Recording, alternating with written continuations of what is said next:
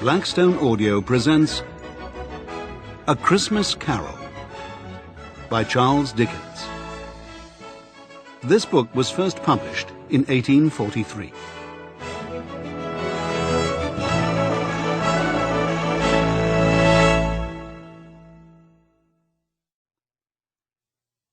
Preface.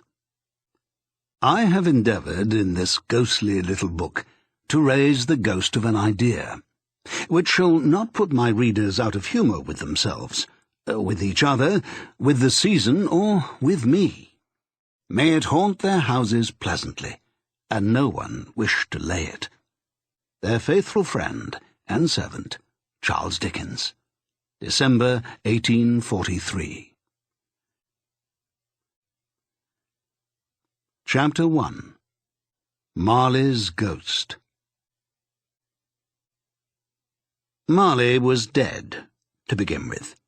There is no doubt whatever about that. The register of his burial was signed by the clergyman, the clerk, the undertaker, and the chief mourner. Scrooge signed it, and Scrooge's name was good upon change for anything he chose to put his hand to. Old Marley was as dead as a doornail. Mind, I don't mean to say that I know of my own knowledge what there is particularly dead about a doornail. I might have been inclined myself to regard a coffin-nail as the deadest piece of ironmongery in the trade. But the wisdom of our ancestors is in the simile, and my unhallowed hand shall not disturb it, or the country's done for. You will therefore permit me to repeat emphatically that Marley was as dead as a doornail. Scrooge knew he was dead? Of course he did. How could it be otherwise? Scrooge and he were partners for I don't know how many years. Scrooge was his sole executor, his sole administrator, his sole assign, his sole residuary legatee, his sole friend, and sole mourner. And even Scrooge was not so dreadfully cut up by the sad event that he was an excellent man of business on the very day of the funeral, and solemnized it with an undoubted bargain. The mention of Marley's funeral brings me back to the point I started from. There is no doubt that Marley was dead. This must be distinctly understood, or nothing wonderful can come of the story I am going to relate. If we were not perfectly convinced that Hamlet's father died before the play began, there would be nothing more remarkable in his taking a stroll at night in an easterly wind upon his own ramparts than there would be in any other middle-aged gentleman rashly turning out after dark in a breezy spot, say St. Paul's churchyard, for instance, literally to astonish his son's weak mind. Scrooge never painted out old Marley's name. There it stood, years afterwards, above the warehouse door, Scrooge and Marley. The firm was known as Scrooge and Marley.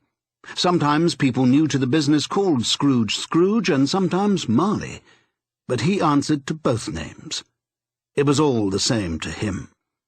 Oh, but he was a tight-fisted hand at the grindstone, Scrooge. A squeezing, wrenching, grasping, scraping, clutching, covetous old sinner, hard and sharp as flint, from which no steel had ever struck out generous fire, secret and self-contained and solitary as an oyster. The cold within him froze his old features, nipped his pointed nose, shrivelled his cheek, stiffened his gait, made his eyes red, his thin lips blue, and spoke out shrewdly in his grating voice. A frosty rime was on his head and on his eyebrows, and his wiry chin. He carried his own low temperature always about with him. He iced his office in the dog days, and didn't thaw it 1 degree at Christmas. External heat and cold had little influence on Scrooge. No warmth could warm, no wintry weather chill him. No wind that blew was bitterer than he. No falling snow was more intent upon its purpose. No pelting rain less open to entreaty. Foul weather didn't know where to have him. The heaviest rain and snow and hail and sleet could boast of the advantage over him only in one respect. They often came down handsomely, and Scrooge never did.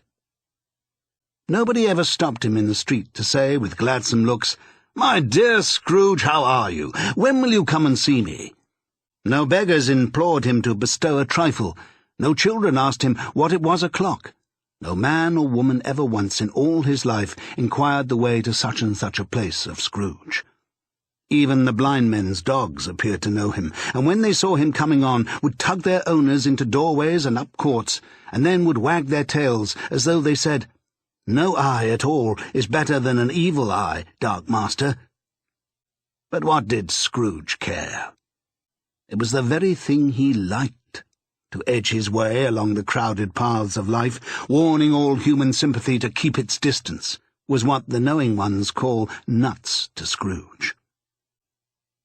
Once upon a time, of all the good years in the year, on Christmas Eve, old Scrooge sat busy in his counting-house. It was cold, bleak, biting weather, foggy withal, and he could hear the people in the court outside go wheezing up and down, beating their hands upon their breasts and stamping their feet upon the pavement stones to warm them. The city clocks had only just gone 3, but it was quite dark already. It had not been light all day, and candles were flaring in the windows of the neighbouring offices like ruddy smears upon the palpable brown air. The fog came pouring in at every chink and keyhole, and was so dense without that although the court was of the narrowest, the houses opposite were mere phantoms. To see the dingy cloud come drooping down, obscuring everything, one might have thought that nature lived hard by and was brewing on a large scale. The door of Scrooge's counting-house was open, that he might keep his eye upon his clerk, who, in a dismal little cell beyond, a sort of tank, was copying letters. Scrooge had a very small fire, but the clerk's fire was so very much smaller that it looked like one coal. But he couldn't replenish it, for Scrooge kept the coal-box in his own room, and so surely as the clerk came in with the shovel, the master predicted that it would be necessary for them to part, wherefore the clerk put on his white comforter and tried to warm himself at the candle, in which effort, not being a man of strong imagination, he failed. "A Merry Christmas, Uncle! God save you!" cried a cheerful voice. It was the voice of Scrooge's nephew, who came upon him so quickly that this was the first intimation he had of his approach. "Bah!" said Scrooge. "Humbug!" He had so heated himself with rapid walking in the fog and frost, this nephew of Scrooge's, that he was all in a glow. His face was ruddy and handsome, his eyes sparkled, and his breath smoked again. "Christmas a humbug, Uncle?" said Scrooge's nephew. "You don't mean that, I'm sure." "I do," said Scrooge. "Merry Christmas. What right have you to be merry? What reason have you to be merry? You're poor enough." "Come, then," returned the nephew gaily. "What right have you to be dismal? What reason have you to be morose? You're rich enough." Scrooge, having no better answer ready on the spur of the moment, said, "Bah!" again, and followed it up with, "Humbug." "Don't be cross, Uncle," said the nephew. "What else can I be?" returned the uncle, "when I live in such a world of fools as this Merry Christmas? Out upon Merry Christmas! What's Christmas time to you but a time for paying bills without money? A time for finding yourself a year older, but not an hour richer. A time for balancing your books and having every item in them through a round dozen of months presented dead against you. If I could work my will," said Scrooge indignantly, "every idiot who goes about with Merry Christmas on his lips shall be boiled with his own pudding and buried with a stake of holly through his heart. He should." "Uncle," pleaded the nephew. "Nephew," replied the uncle sternly, "keep Christmas in your own way, and let me keep it in mine." "Keep it?" repeated Scrooge's nephew. "But you don't keep it." "Let me leave it alone, then," said Scrooge. "Much good may it do you. Much good has it ever done you."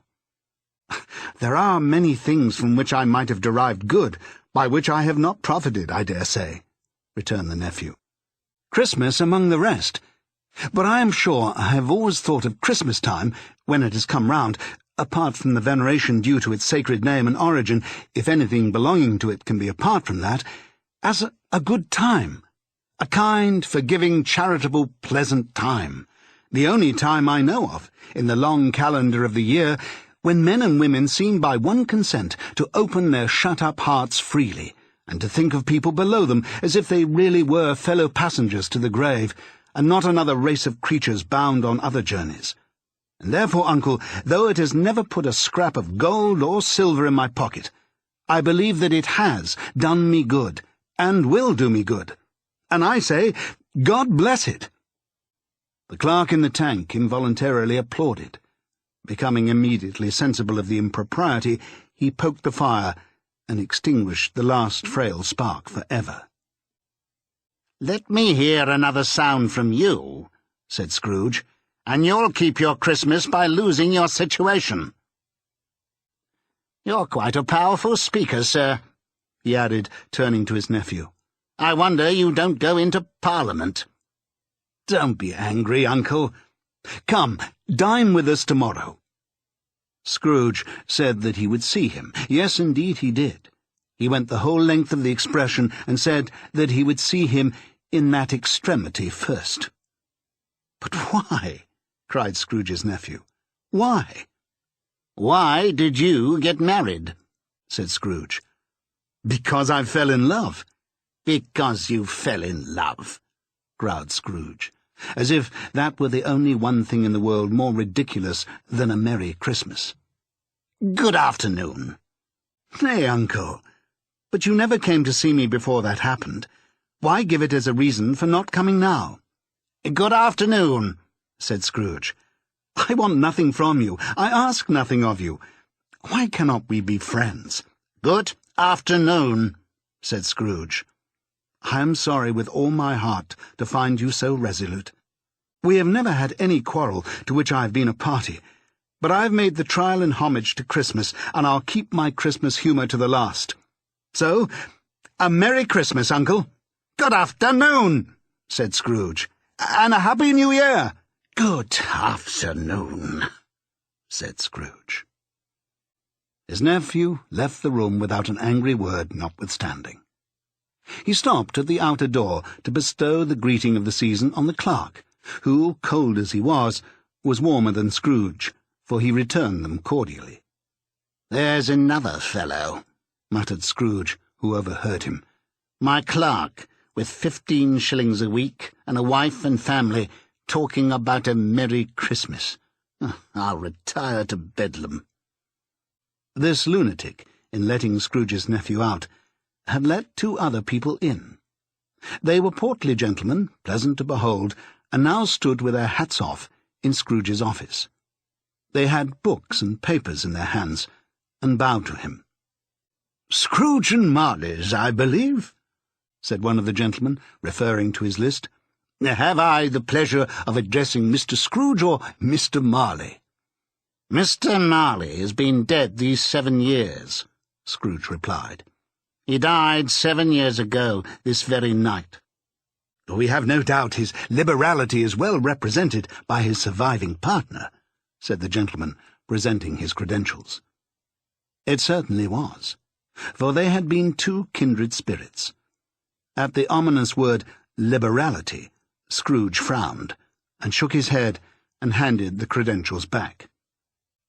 "At this festive season of the year, Mr. Scrooge," said the gentleman, taking up a pen, "it is more than usually desirable that we should make some slight provision for the poor and destitute, who suffer greatly at the present time.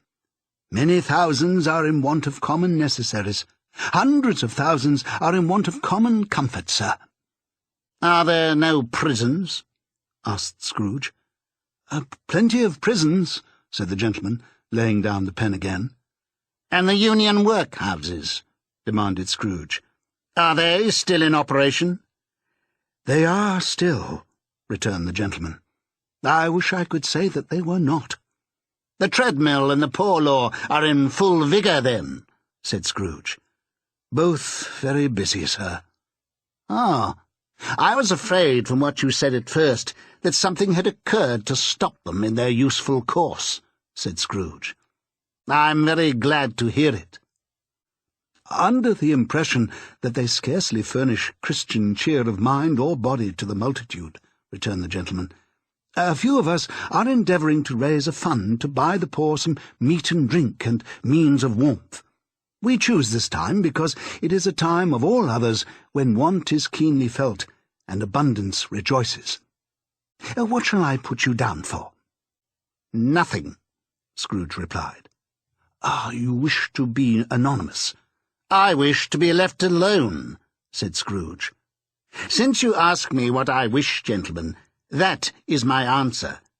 I don't make merry myself at Christmas, and I can't afford to make idle people merry. I help to support the establishments I have mentioned. They cost enough, and those who are badly off must go there." "Many can't go there, and many would rather die." "If they would rather die," said Scrooge, "they had better do it, and decrease the surplus population. Besides, excuse me, I don't know that." "But you might know it," observed the gentleman. "It is not my business," Scrooge returned. "It is enough for a man to understand his own business and not to interfere with other people's. Mine occupies me constantly. Good afternoon, gentlemen." Seeing clearly that it would be useless to pursue their point, the gentleman withdrew.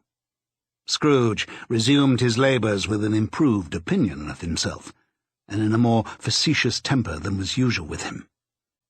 Meanwhile, the fog and darkness thickened, so that people ran about with flaring links, proffering their services to go before horses and carriages and conduct them on their way. The ancient tower of a church, whose gruff old bell was always peeping slyly down at Scrooge out of a Gothic window in the wall, became invisible, and struck the hours and quarters in the clouds, with tremulous vibrations afterwards, as if its teeth were chattering in its frozen head up there. The cold became intense. In the main street, at the corner of the court, some labourers were repairing the gas pipes, and had lighted a great fire in a brazier, round which a party of ragged men and boys were gathered, warming their hands and winking their eyes before the blaze in rapture. The water-plug being left in solitude, its overflowing sullenly congealed and turned to misanthropic ice. The brightness of the shops, where holly sprigs and berries crackled in the lamp heat of the windows, made pale faces ruddy as they passed. Poulterers' and grocers' trades became a splendid joke, a glorious pageant with which it was next to impossible to believe that such dull principles as bargain and sale had anything to do. The Lord Mayor, in the stronghold of the Mite Mansion House, gave orders to his 50 cooks and butlers to keep Christmas as a Lord Mayor's household should, and even the little tailor, whom he had fined 5 shillings on the previous Monday for being drunk and bloodthirsty in the streets, stirred up tomorrow's pudding in his garret, while his lean wife and baby sallied out to buy the beef. Foggier yet, and colder. Piercing, searching, biting cold. If the good St. Dunstan had but nipped the evil spirit's nose with a touch of such weather as that, instead of using his familiar weapons, then indeed he would have roared to lusty purpose. The owner of one scant young nose, gnawed and mumbled by the hungry cold as bones are gnawed by dogs, stooped down at Scrooge's keyhole to regale him with a Christmas carol. But at the first sound of "God bless you, merry gentlemen, may nothing you dismay," Scrooge seized the ruler with such energy of action that the singer fled in terror, leaving the keyhole to the fog, an even more congenial frost. At length the hour of shutting up the counting-house arrived. With an ill will, Scrooge dismounted from his stool and tacitly admitted the fact to the expecting clerk in the tank, who instantly snuffed his candle out and put on his hat. "You'll want all day tomorrow, I suppose?" said Scrooge. "If quite convenient, sir." "It's not convenient," said Scrooge, "and it's not fair. If I was to stop £0.50 for it, you'd think yourself ill-used, I'll be bound." The clerk smiled faintly.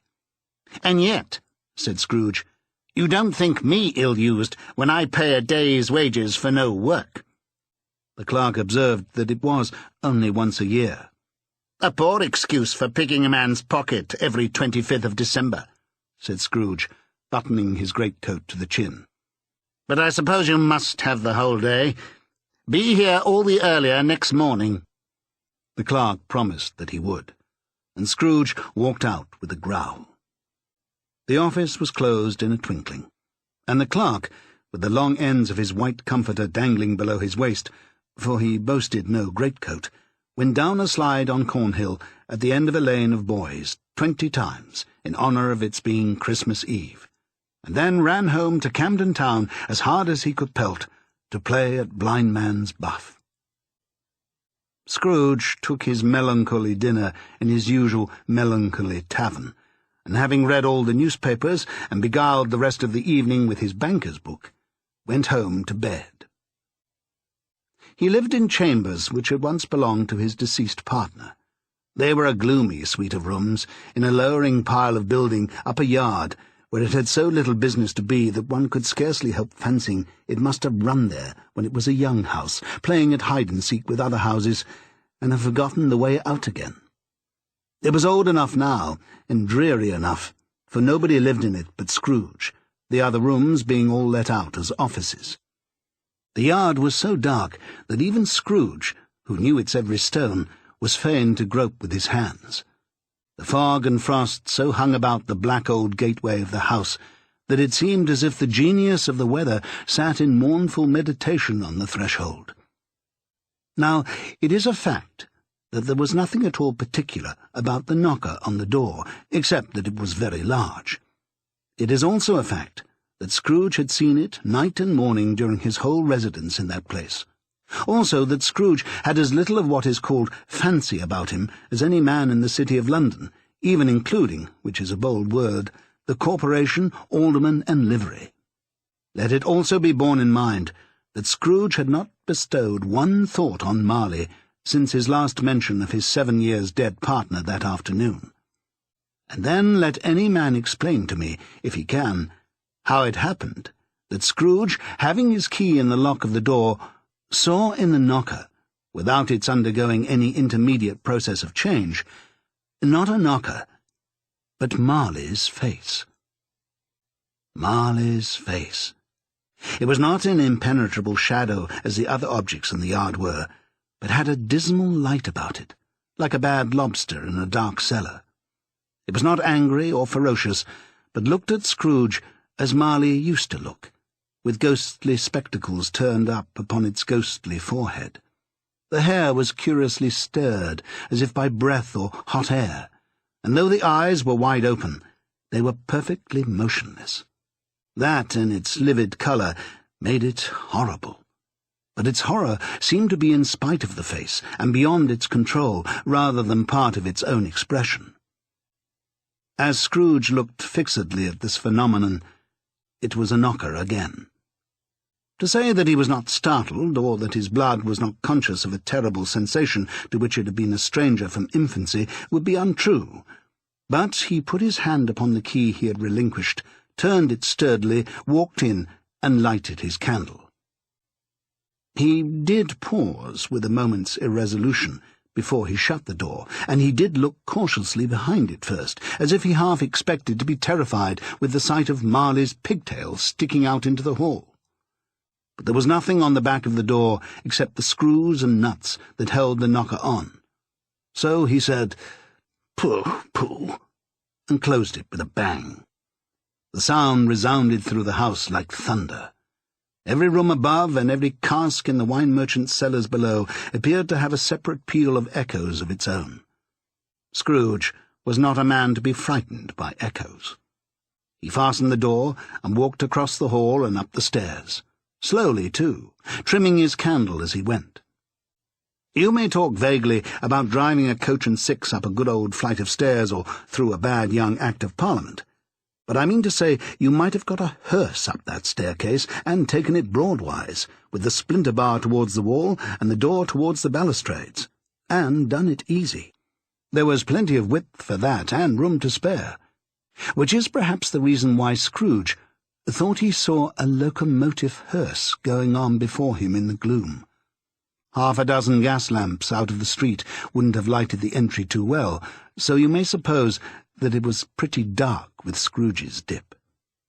Up Scrooge went, not caring a button for that. Darkness is cheap, and Scrooge liked it. But before he shut his heavy door, he walked through his rooms to see that all was right. He had just enough recollection of the face to desire to do that. Sitting room, bedroom, lumber room, all as they should be. Nobody under the table, nobody under the sofa. A small fire in the grate, spoon and basin ready, and the little saucepan of gruel, Scrooge has a cold in his head, upon the hob. Nobody under the bed, nobody in the closet, nobody in his dressing-gown, which was hanging up in a suspicious attitude against the wall. Lumber room as usual. Old fire-guard, old shoes, 2 fish baskets, washing-stand on 3 legs, and a poker. Quite satisfied, he closed his door and locked himself in. Double locked himself in, which was not his custom. Thus secured against surprise, he took off his cravat, put on his dressing-gown and slippers, and his nightcap, and sat down before the fire to take his gruel. It was a very low fire indeed, nothing on such a bitter night. He was obliged to sit close to it and brood over it before he could extract the least sensation of warmth from such a handful of fuel. The fireplace was an old one, built by some Dutch merchant long ago, and paved all round with quaint Dutch tiles, designed to illustrate the Scriptures. There were Cains and Abels, Pharaoh's daughters, queens of Sheba, angelic messengers descending through the air on clouds like feather-beds, Abrahams, Belshazzars, apostles putting off to sea in butter-boats, hundreds of figures to attract his thoughts. And yet that face of Marley, 7 years dead, came like the ancient prophet's rod and swallowed up the whole. If each smooth tile had been a blank at first, with power to shape some picture on its surface from the disjointed fragments of his thoughts, there would have been a copy of old Marley's head on every one. "Humbug," said Scrooge, and walked across the room. After several turns, he sat down again. As he threw his head back in the chair, his glance happened to rest upon a bell, a disused bell that hung in the room and communicated for some purpose now forgotten with a chamber in the highest story of the building. It was with great astonishment, and with a strange, inexplicable dread, that as he looked, he saw this bell begin to swing. It swung so softly in the outset that it scarcely made a sound, but soon it rang out loudly, and so did every bell in the house. This might have lasted half a minute or a minute, but it seemed an hour. The bells ceased as they had begun together. They were succeeded by a clanking noise, deep down below, as if some person were dragging a heavy chain over the casks in the wine merchant's cellar. Scrooge then remembered to have heard that ghosts in haunted houses were described as dragging chains. The cellar door flew open with a booming sound, and then he heard the noise much louder on the floors below, then coming up the stairs, then coming straight towards his door. "It's humbug still," said Scrooge. "I won't believe it." His colour changed, though, when, without a pause, it came on through the heavy door and passed into the room before his eyes. Upon its coming in, the dying flame leaped up, as though it cried, "I know him, Marley's ghost," and fell again. The same face, the very same. Marley, in his pigtail, usual waistcoat, tights and boots, the tassels on the latter bristling, like his pigtail and his coat-skirts, and the hair upon his head. The chain he drew was clasped about his middle. It was long and wound about him like a tail, and was made, for Scrooge observed it closely, of cash-boxes, keys, padlocks, ledgers, deeds, and heavy purses wrought in steel. His body was transparent, so that Scrooge, observing him and looking through his waistcoat, could see the 2 buttons on his coat behind. Scrooge had often heard it said that Marley had no bowels, but he had never believed it, until now. No, nor did he believe it even now. Though he looked the phantom through and through and saw it standing before him, though he felt the chilling influence of its death-cold eyes and marked the very texture of the folded kerchief bound about its head and chin, which wrapper he had not observed before, he was still incredulous and fought against his senses. "How now?" said Scrooge, caustic and cold as ever. "What do you want with me?" "Much." Marley's voice, no doubt about it. "Who are you?" "Ask me who I was." "Who were you, then?" said Scrooge, raising his voice. "You're particular for a shade." He was going to say to a shade, but substituted this as more appropriate. "In life, I was your partner, Jacob Marley." Can you sit down?" asked Scrooge, looking doubtfully at him. "I can." "Do it, then." Scrooge asked the question because he didn't know whether a ghost so transparent might find himself in a condition to take a chair, and felt that in the event of its being impossible, it might involve the necessity of an embarrassing explanation. But the ghost sat down on the opposite side of the fireplace, as if he were quite used to it. "You don't believe in me," observed the ghost. "I don't," said Scrooge. "What evidence would you have of my reality beyond that of your senses?" "I don't know," said Scrooge. "Why, do you doubt your senses?" "Because," said Scrooge, "a little thing affects them. A slight disorder of the stomach makes them cheats. You may be an undigested bit of beef, a blot of mustard, a crumb of cheese, a fragment of an underdone potato. There's more of gravy than of grave about you, whatever you are." Scrooge was not much in the habit of cracking jokes, nor did he feel in his heart by any means waggish then.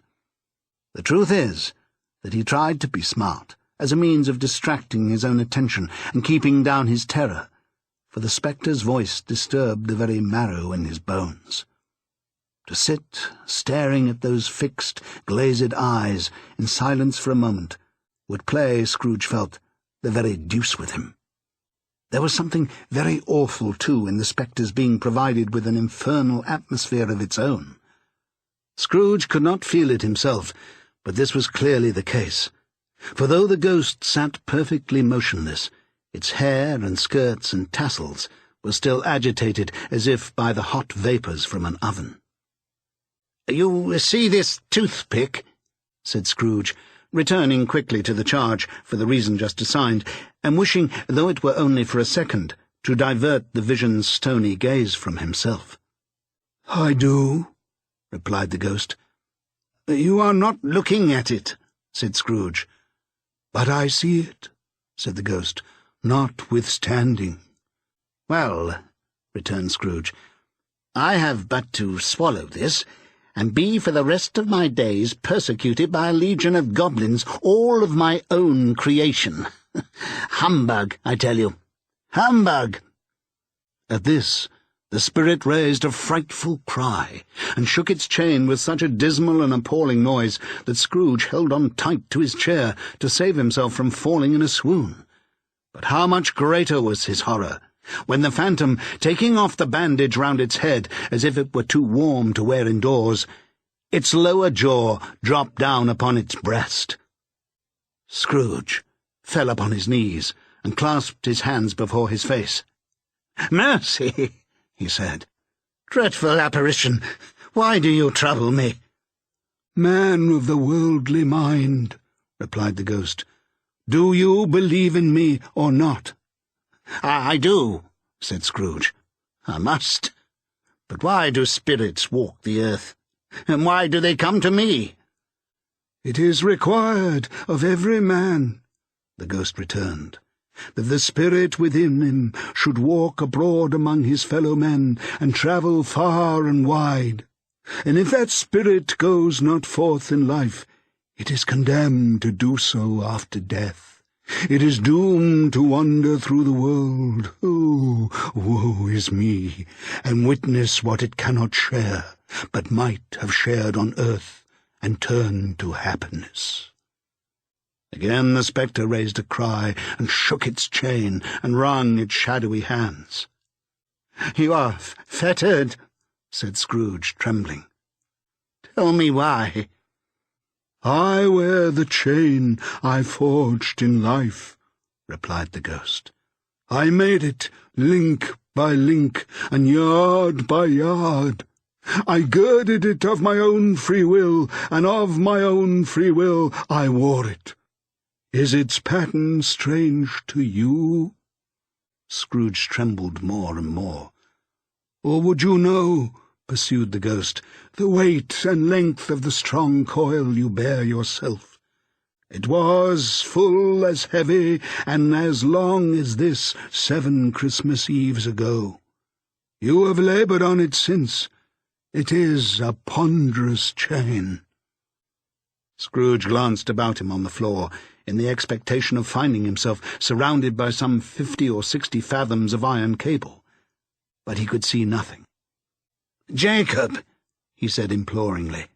"Old Jacob Marley, tell me more.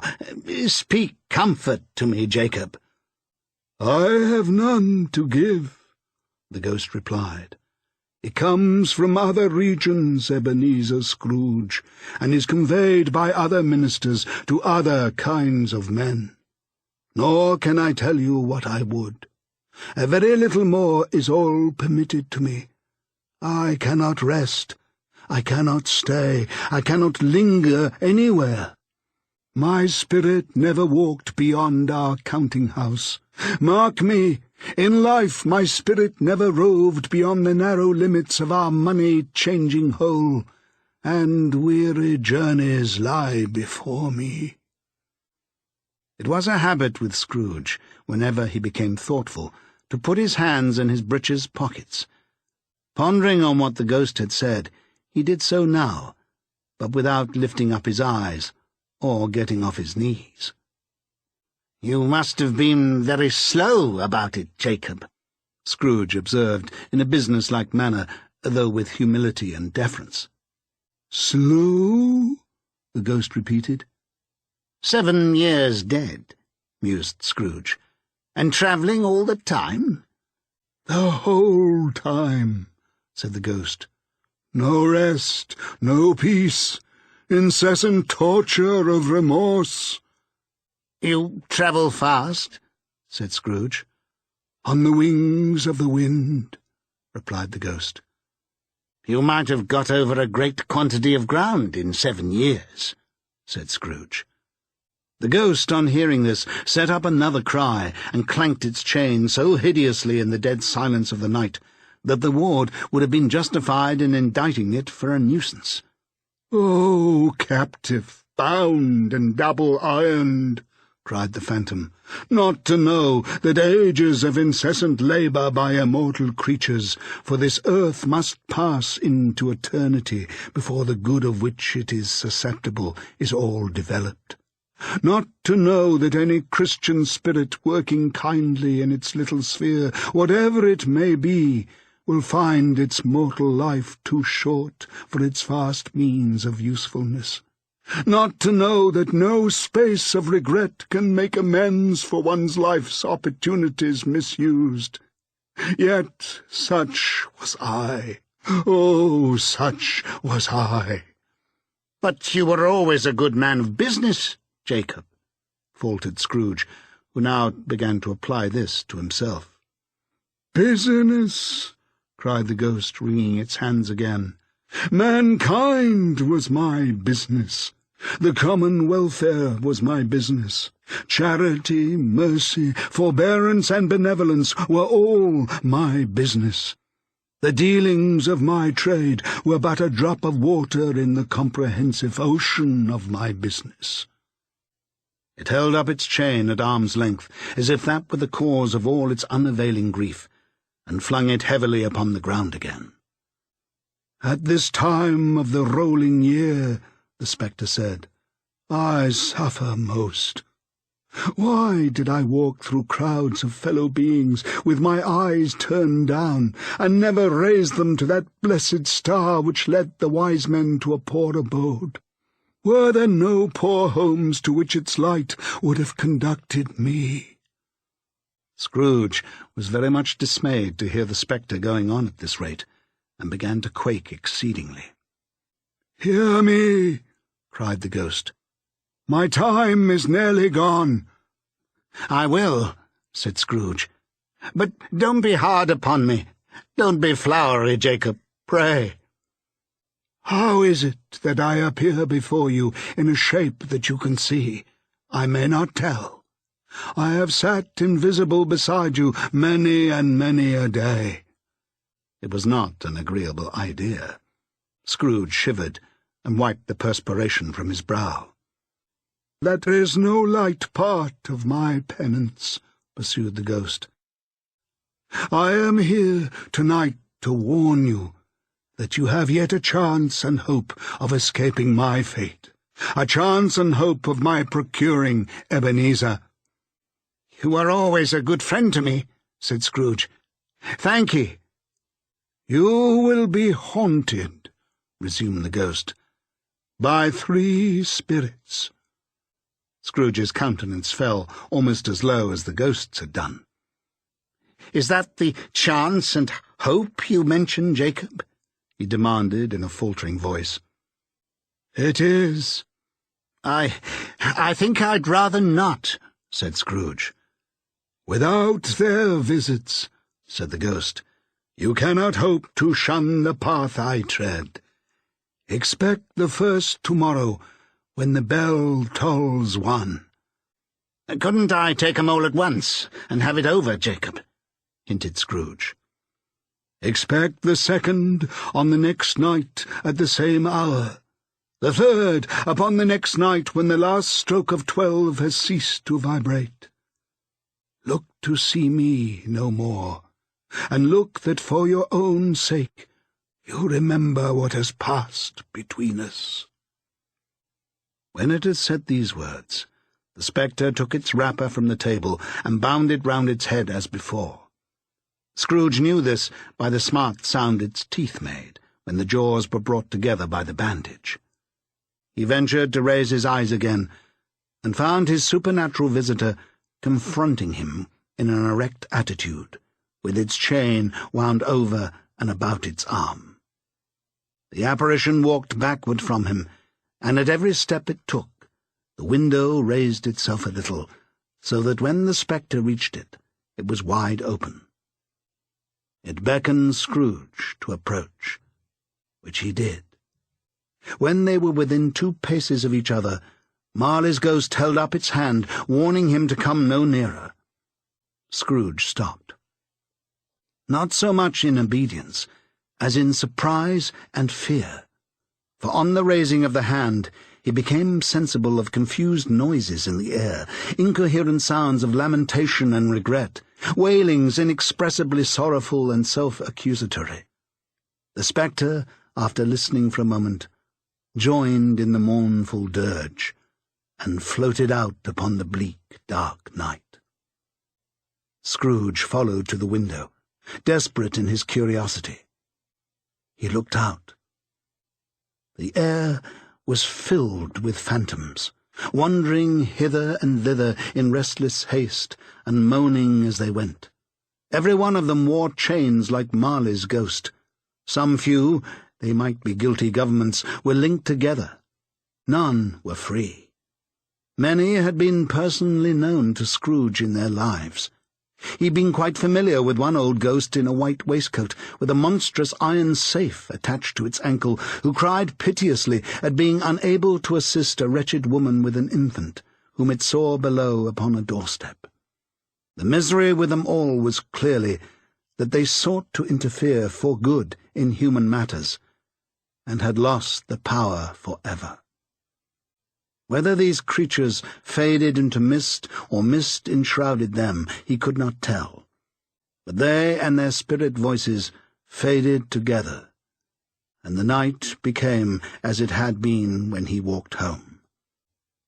Scrooge closed the window and examined the door by which the ghost had entered. It was double-locked, as he had locked it with his own hands, and the bolts were undisturbed. He tried to say, "Humbug," but stopped at the first syllable. And being, from the emotion he had undergone, or the fatigues of the day, or his glimpse of the invisible world, or the dull conversation of the ghost, or the lateness of the hour, much in need of repose, went straight to bed without undressing, and fell asleep upon the instant. Chapter 2. The First of the Three Spirits. When Scrooge awoke, it was so dark that, looking out of bed, he could scarcely distinguish the transparent window from the opaque walls of his chamber. He was endeavouring to pierce the darkness with his ferret eyes, when the chimes of a neighbouring church struck the 4 quarters. So he listened for the hour. To his great astonishment, the heavy bell went on from 6 to 7, and from 7 to 8, and regularly up to 12, then stopped. 12. It was past 2 when he went to bed. The clock was wrong. An icicle must have got into the works. 12.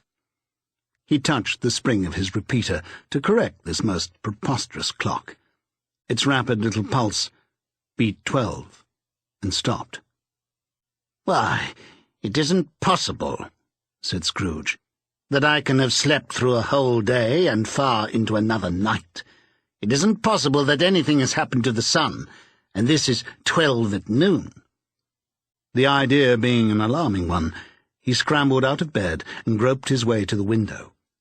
He was obliged to rub the frost off with the sleeve of his dressing-gown before he could see anything, and could see very little then. All he could make out was that it was still very foggy and extremely cold, and that there was no noise of people running to and fro and making a great stir, as there unquestionably would have been if night had beaten off bright day and taken possession of the world. This was a great relief, because 3 days after sight of this first of exchange, paid to Mr. Ebenezer Scrooge or his order, and so forth, would have become a mere United States security if there were no days to count by. Scrooge went to bed again, and thought, and thought, and thought it over and over, and could make nothing of it. The more he thought, the more perplexed he was, and the more he endeavoured not to think, the more he thought Marley's ghost bothered him exceedingly. Every time he resolved within himself, after mature inquiry, that it was all a dream, his mind flew back like a strong spring released to its first position, and presented the same problem to be worked all through. Was it a dream or not? Scrooge lay in this state until the chime had gone 3 quarters more, when he remembered on a sudden that the ghost had warned him of a visitation when the bell tolled 1. He resolved to lie awake until the hour was past, and considering that he could no more go to sleep than go to heaven, this was perhaps the wisest resolution in his power. The quarter was long, that he was more than once convinced he must have sunk into a doze unconsciously and missed the clock. At length it broke upon his listening ear. "Ding-dong." "A quarter past," said Scrooge, counting. "Ding-dong." "Half past," said Scrooge. "Ding-dong." "A quarter to it," said Scrooge. "Ding-dong." "The hour itself," said Scrooge triumphantly, "and nothing else." He spoke before the hour bell sounded, which it now did with a deep, dull, hollow, melancholy 1. Light flashed up in the room upon the instant, and the curtains of his bed were drawn. The curtains of his bed were drawn aside, I tell you, by a hand. Not the curtains at his feet, nor the curtains at his back, but those to which his face was addressed. The curtains of his bed were drawn aside, and Scrooge, starting up into a half-recumbent attitude, found himself face to face with the unearthly visitor who drew them. As close to it as I am now to you, and I am standing in the spirit at your elbow. It was a strange figure, like a child, yet not so like a child as like an old man, viewed through some supernatural medium, which gave him the appearance of having receded from the view and being diminished to a child's proportions. Its hair, which hung about its neck and down its back, was white as if with age, and yet the face had not a wrinkle in it, and the tenderest bloom was on the skin. Its arms were very long and muscular, the hands the same, as if its hold were of uncommon strength. Its legs and feet, most delicately formed, were like those upper members, bare. It wore a tunic of the purest white, and round its waist was bound a lustrous belt, the sheen of which was beautiful. It held a branch of fresh green holly in its hand, and in singular contradiction of that wintry emblem, had its dress trimmed with summer flowers. But the strangest thing about it was that from the crown of its head there sprung a bright, clear jet of light, by which all this was visible, and which was doubtless the occasion of its using, in its duller moments, a great extinguisher for a cap, which it now held under its arm. Even this, though, when Scrooge looked at it with increasing steadiness, was not its strangest quality. For as its belt sparkled and glittered now in one part and now in another, and what was light one instant at another time was dark, so the figure itself fluctuated in its distinctness, being now a thing with one arm, now with one leg, now with 20 legs, now a pair of legs without a head, now a head without a body, of which dissolving parts no outline would be visible in the dense gloom wherein they melted away. And in the very wonder of this, it would be itself again, distinct and clear as ever. "Are you the spirit, sir, whose coming was foretold to me?" asked Scrooge. "I am." The voice was soft and gentle, singularly low, as if instead of being so close beside him, it were at a distance. "Who and what are you?" Scrooge demanded. "I am the ghost of Christmas past." "Long past?" inquired Scrooge, observant of its dwarfish stature. "No, your past." Perhaps Scrooge could not have told anybody why, if anybody could have asked him, but he had a special desire to see the spirit in his cap, and begged him to be covered. "What?" exclaimed the ghost. "Would you so soon put out with worldly hands the light I give? Is it not enough that you are one of those whose passions made this cap, and force me through whole trains of years to wear it low upon my brow?" Scrooge reverently disclaimed all intention to offend, or any knowledge of having wilfully bonneted the spirit at any period of its life. He then made bold to inquire what business brought him here. "Your welfare," said the ghost. Scrooge expressed himself much obliged, but could not help thinking that a night of unbroken rest would have been more conducive to that end. The spirit must have heard him thinking, for it said immediately, "Your reclamation, then. Take heed." It put out its strong hand as it spoke, and clasped him gently by the arm. "Rise, and walk with me." It would have been in vain for Scrooge to plead that the weather and the hour were not adapted to pedestrian purposes. The bed was warm, and the thermometer a long way below freezing, that he was clad but lightly in his slippers, dressing-gown and nightcap, and that he had a cold upon him at that time. The grasp, though gentle as a woman's hand, was not to be resisted. He rose, but finding that the spirit made towards the window, clasped his robe in supplication. "I am mortal," Scrooge remonstrated, "and liable to fall." "Bear but a touch of my hand there," said the spirit, laying it upon his heart, "and you shall be upheld in more than this." As the words were spoken, they passed through the wall, and stood upon an open country road, with fields on either hand. The city had entirely vanished. Not a vestige of it was to be seen. The darkness and the mist had vanished with it, for it was a clear, cold winter day, with snow upon the ground. "Good heaven!" said Scrooge, clasping his hands together as he looked about him. "I was bred in this place. I was a boy here." The spirit gazed upon him mildly. Its gentle touch, though it had been light and instantaneous, appeared still present to the old man's sense of feeling. He was conscious of 1,000 odours floating in the air, each one connected with 1,000 thoughts, and hopes and joys and cares long, long forgotten. "Your lip is trembling," said the ghost. "And what is that upon your cheek?" Scrooge muttered with an unusual catching in his voice that it was a pimple, and begged the ghost to lead him where he would. "You recollect the way?" inquired the spirit. "Remember it!" cried Scrooge with fervour. "I could walk it blindfold." "Strange to have forgotten it for so many years," observed the ghost.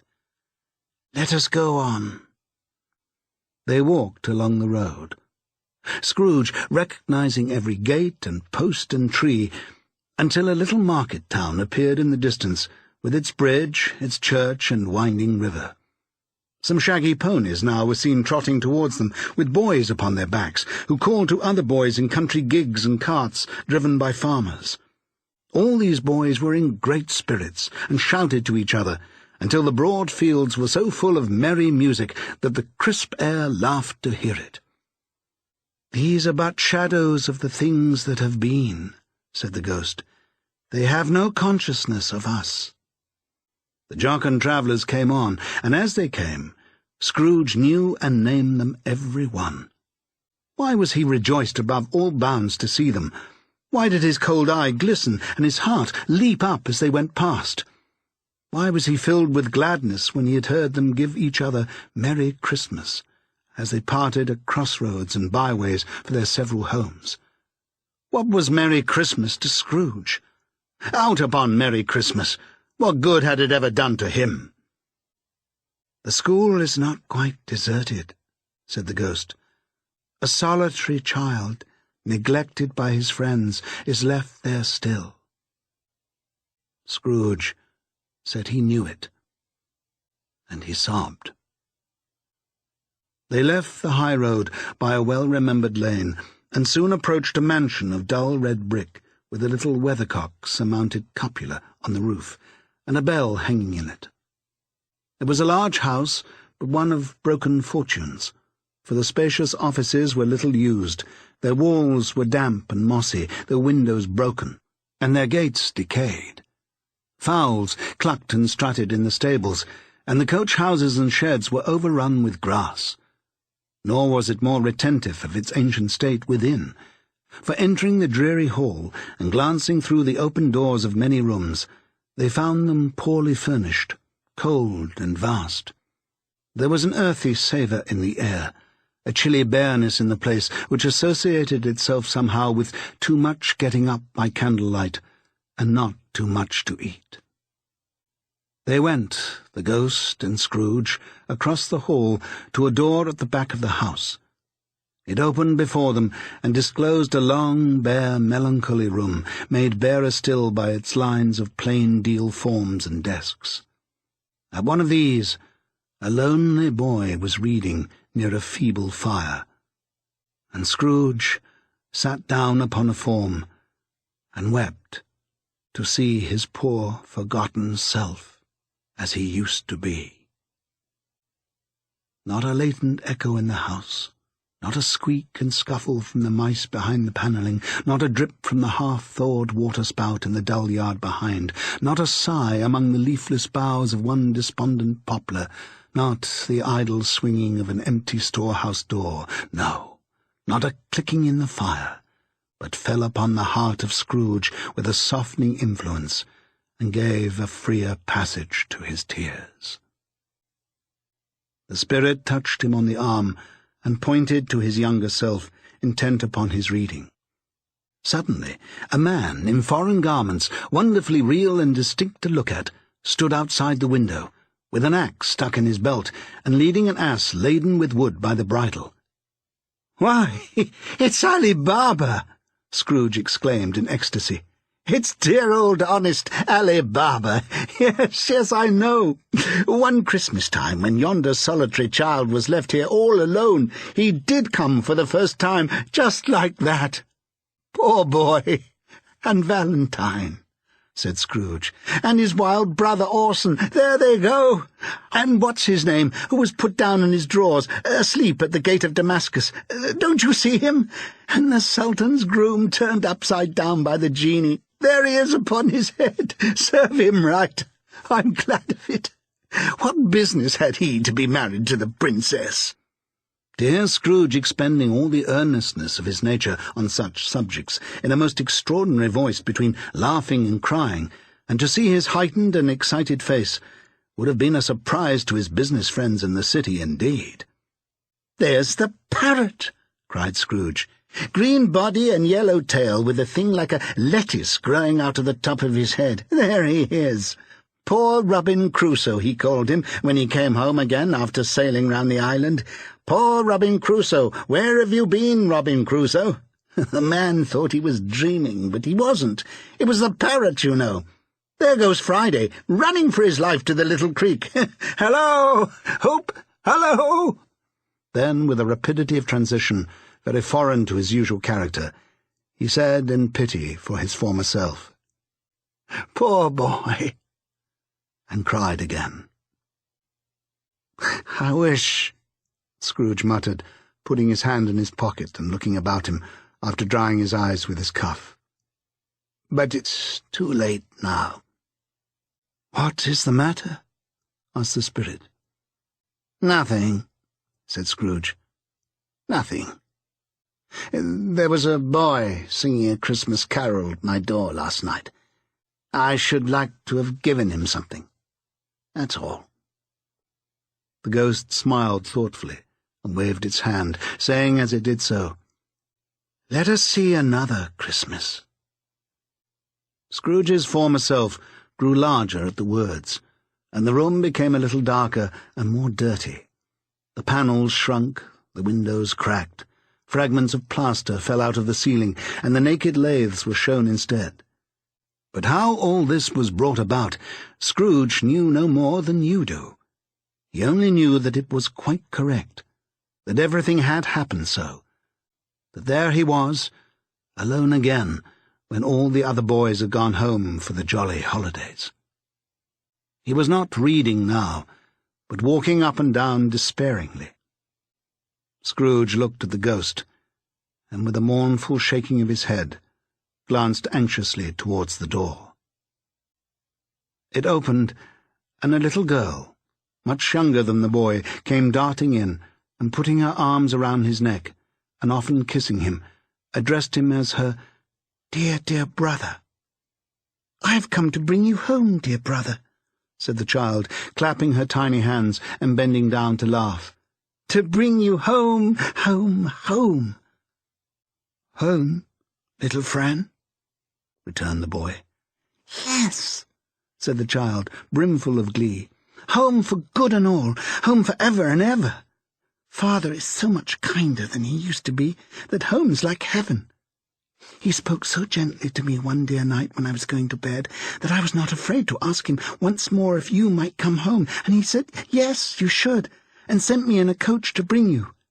And you are to be a man," said the child, opening her eyes, "and are never to come back here, but first we are to be together all the Christmas long, and have the merriest time in all the world. You're quite a woman, little Fan.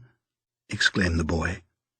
She clapped her hands and laughed, and tried to touch his head, but being too little, laughed again and stood on tiptoe to embrace him. Then she began to drag him, in her childish eagerness, toward the door, and he, nothing loath to go, accompanied her. A terrible voice in the hall cried, "Bring down Master Scrooge's box there." And in the hall appeared the schoolmaster himself, who glared on Master Scrooge with a ferocious condescension, and threw him into a dreadful state of mind by shaking hands with him.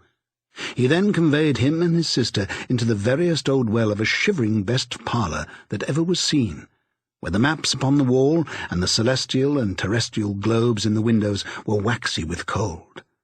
Here he produced a decanter of curiously light wine and a block of curiously heavy cake, and administered instalments of those dainties to the young people, at the same time sending out a meagre servant to offer a glass of something to the postboy, who answered that he thanked the gentleman, but if it was the same tap as he had tasted before, he had rather not.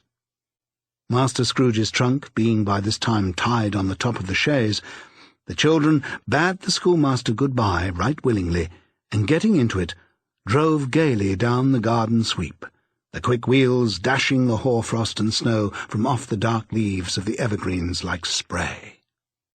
"Always a delicate creature whom a breath might have withered," said the ghost, "but she had a large heart." "So she had," cried Scrooge. "You're right. I will not gainsay it, Spirit. God forbid." "She died a woman," said the ghost, "and had, as I think, children." "One child," Scrooge returned. "True," said the ghost. "Your nephew." Scrooge seemed uneasy in his mind, and answered briefly, "Yes." Although they had but that moment left the school behind them, they were now in the busy thoroughfares of a city, where shadowy passengers passed and repassed, where shadowy carts and coaches battled for the way, and all the strife and tumult of a real city were. It was made plain enough by the dressing of the shops that here, too, it was Christmas time again. But it was evening, and the streets were lighted up. The ghost stopped at a certain warehouse door, and asked Scrooge if he knew it. "Know it?" said Scrooge. "Was I apprenticed here?" They went in. At sight of an old gentleman in a Welsh wig sitting behind such a high desk that if he had been 2 inches taller he must have knocked his head against the ceiling, Scrooge cried in great excitement, "Why, it's old Fezziwig! Bless his heart! It's Fezziwig alive again!" Old Fezziwig laid down his pen and looked up at the clock, which pointed to the hour of 7. He rubbed his hands, adjusted his capacious waistcoat, laughed all over himself from his shows to his organ of benevolence, and called out in a comfortable, oily, rich, fat, jovial voice, "Yo there, Ebenezer, Dick!" Scrooge's former self, now grown a young man, came briskly in, accompanied by his fellow prentice. "Dick Wilkins, to be sure," said Scrooge to the ghost. "Bless me, yes, there he is. He was very much attached to me, was Dick. Poor Dick. Dear, dear." "Yo, my boys," said Fezziwig, "no more work tonight. Christmas Eve, Dick. Christmas, Ebenezer. Let's have the shutters up," cried old Fezziwig with a sharp clap of his hands, "before a man can say Jack Robinson." You wouldn't believe how these two fellows went at it. They charged into the street with the shutters, 1, 2, 3, had 'em up in their places, 4, 5, 6, barred 'em and pinned them, 7, 8, 9, and came back before you could have got to 12, panting like racehorses. "Hilly-ho!" cried old Fezziwig, skipping down from the high desk with wonderful agility. "Clear away, my lads, and let's have lots of room here. Hilly-ho, Dick! Gin-up, Ebenezer!" Clear away.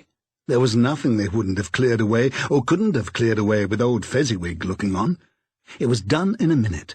Every movable was packed off as if it were dismissed from public life for evermore. The floor was swept and watered, the lamps were trimmed, fuel was heaped upon the fire, and the warehouse was as snug and warm and dry and bright a ballroom as you would desire to see upon a winter's night. In came a fiddler with a music book, and went up to the lofty desk and made an orchestra of it, and tuned like 50 stomachaches. In came Mrs. Fezziwig, one vast substantial smile. In came the 3 Miss Fezziwigs, beaming and lovable. In came the 6 young followers whose hearts they broke. In came all the young men and women employed in the business. In came the housemaid with her cousin the baker. In came the cook with her brother's particular friend the milkman. In came the boy from over the way who was suspected of not having board enough from his master, trying to hide himself behind the girl from next door but one, who proved to have had her ears pulled by her mistress. In they all came, one after another, some shyly, some boldly, some gracefully, some awkwardly, some pushing, some pulling. In they all came anyhow and everyhow. Away they all went, 20 couples at once, hands half round and back again the other way, down the middle and up again, round and round in various stages of affectionate grouping. Old top couple always turning up in the wrong place, new top couple starting off again as soon as they got there. All top couples at last, and not a bottom one to help them. When this result was brought about, old Fezziwig, clapping his hands to stop the dance, cried out, "Well done!" and the fiddler plunged his hot face into a pot of porter, especially provided for that purpose.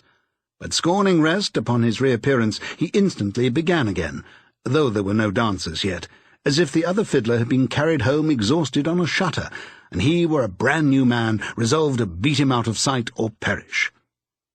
There were more dances, and there were forfeits, and more dances, and there was cake, and there was negus, and there was a great piece of cold roast, and there was a great piece of cold boiled, and there were mince pies and plenty of beer. But the great effect of the evening came after the roast and boiled, when the fiddler, an artful dog mind, the sort of man who knew his business better than you or I could have told it him, struck up Sir Roger de Coverley. Then old Fezziwig stood out to dance with Mrs. Fezziwig. Top couple, too, with a good stiff piece of work cut out for them, 3 or 4 and 20 pairs of partners, people who were not to be trifled with, people who would dance and had no notion of walking. But if there had been twice as many, 4 times, old Fezziwig would have been a match for them, and so would Mrs. Fezziwig.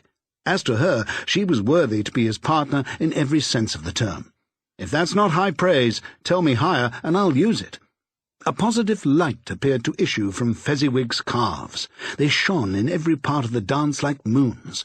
You couldn't have predicted at any given time what would become of them next.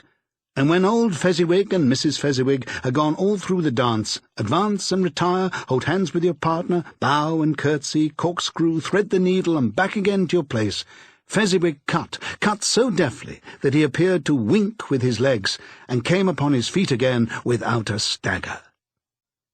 When the clock struck 11, this domestic ball broke up.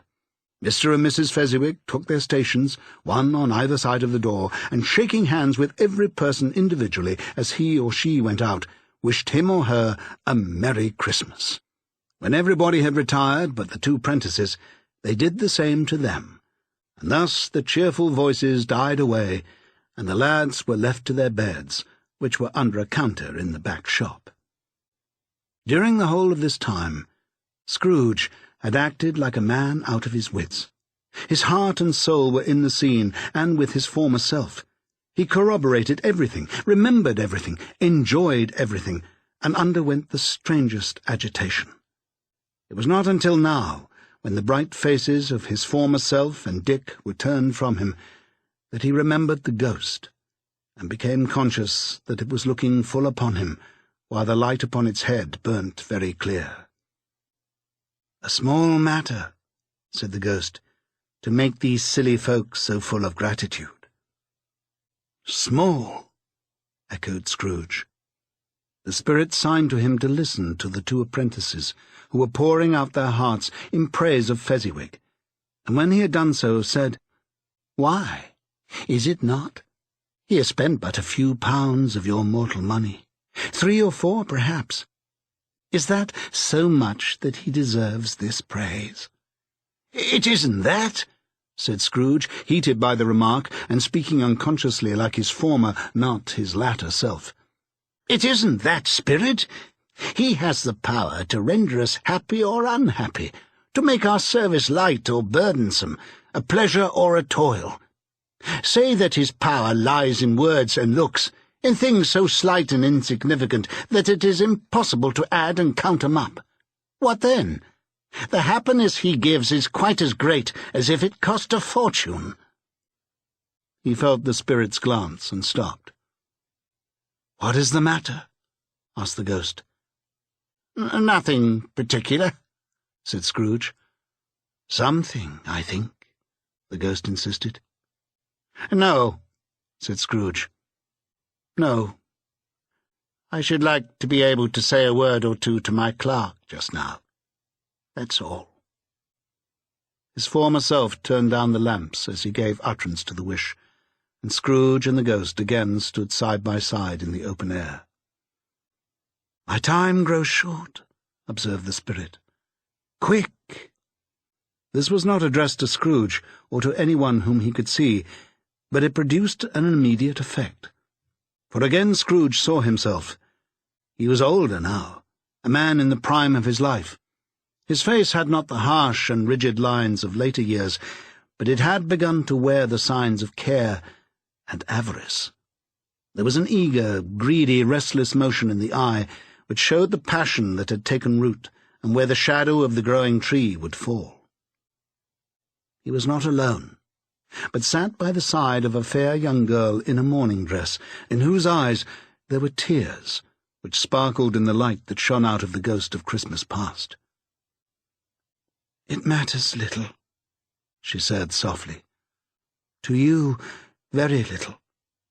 Another idol has displaced me, and if it can give cheer and comfort you in time to come, as I would have tried to do, I have no just cause to grieve." "What idol has displaced you?" he rejoined. "A golden one." "This is the even-handed dealing of the world," he said. "There is nothing on which it is so hard as poverty, and there is nothing it professes to condemn with such severity as the pursuit of wealth." "You fear the world too much," she answered gently. "All your other hopes have merged into the hope of being beyond the chance of its sordid reproach. I have seen your nobler aspirations fall off one by one until the master passion, gain, engrosses you. Have I not?" "What then?" he retorted. "Even if I have grown so much wiser, what then? I am not changed towards you." She shook her head. "Am I?" "Our contract is an old one. It was made when we were both poor and content to be so, until in good season we could improve our worldly fortune by a patient industry. You are changed. When it was made, you were another man." "I was a boy," he said impatiently. "Your own feeling tells you that you are not what you are," she returned. "I am. That which promised happiness when we were one in heart is fraught with misery now that we are two. How often and how keenly I have thought of this, I will not say. It is enough that I have thought of it, and can release you." "Have I ever sought release?" "In words, no. Never." "In what, then?" "In a changed nature, in an altered spirit, in another atmosphere of life, another hope as its great end. In everything that made my love of any worth or value in your sight. If this had never been between us," said the girl, looking mildly but with steadiness upon him, "tell me, would you seek me out and try to win me now?" "Ah, no." He seemed to yield to the justice of this supposition in spite of himself, but he said with a struggle, "You think not?" "I would gladly think otherwise if I could," she answered. "Heaven knows. When I have learned a truth like this, I know how strong and irresistible it must be. But if you were free today, tomorrow, yesterday, can even I believe that you would choose a dowerless girl? You who, in your very confidence with her, weigh everything by gain? Or choosing her, if for a moment you were false enough to your one guiding principle to do so, do I not know that your repentance and regret would surely follow? I do, and I release you, with a full heart, for the love of him you once were." He was about to speak, but with her head turned from him, she resumed, "You may. The memory of what is past half makes me hope you will have pain in this. A very, very brief time, and you will dismiss the recollection of it, gladly, as an unprofitable dream from which it happened well that you awoke. May you be happy in the life you have chosen." She left him, and they parted. "Spirit," said Scrooge, "show me no more. Conduct me home. Why do you delight to torture me?" "One shadow more," exclaimed the ghost. "No more," cried Scrooge. "No more. I don't wish to see it. Show me no more." But the relentless ghost pinioned him in both his arms, and forced him to observe what happened next. They were in another scene and place, a room not very large or handsome, but full of comfort. Near to the winter fire sat a beautiful young girl, so like that last that Scrooge believed it was the same, until he saw her, now a comely matron sitting opposite her daughter. The noise in this room was perfectly tumultuous, for there were more children there than Scrooge in his agitated state of mind could count. And unlike the celebrated herd in the poem, they were not 40 children conducting themselves like one, but every child was conducting itself like 40. The consequences were uproarious beyond belief, but no one seemed to care. On the contrary, the mother and daughter laughed heartily and enjoyed it very much, and the latter, soon beginning to mingle in the sports, got pillaged by the young brigands most ruthlessly. What would I not have given to one of them? Though I never could have been so rude. No, no, I wouldn't for the wealth of all the world have crushed that braided hair and torn it down, and for the precious little shoe I wouldn't have plucked it off, God bless my soul, to save my life. As to measuring her waist in sport as they did, bold young brood, I couldn't have done it.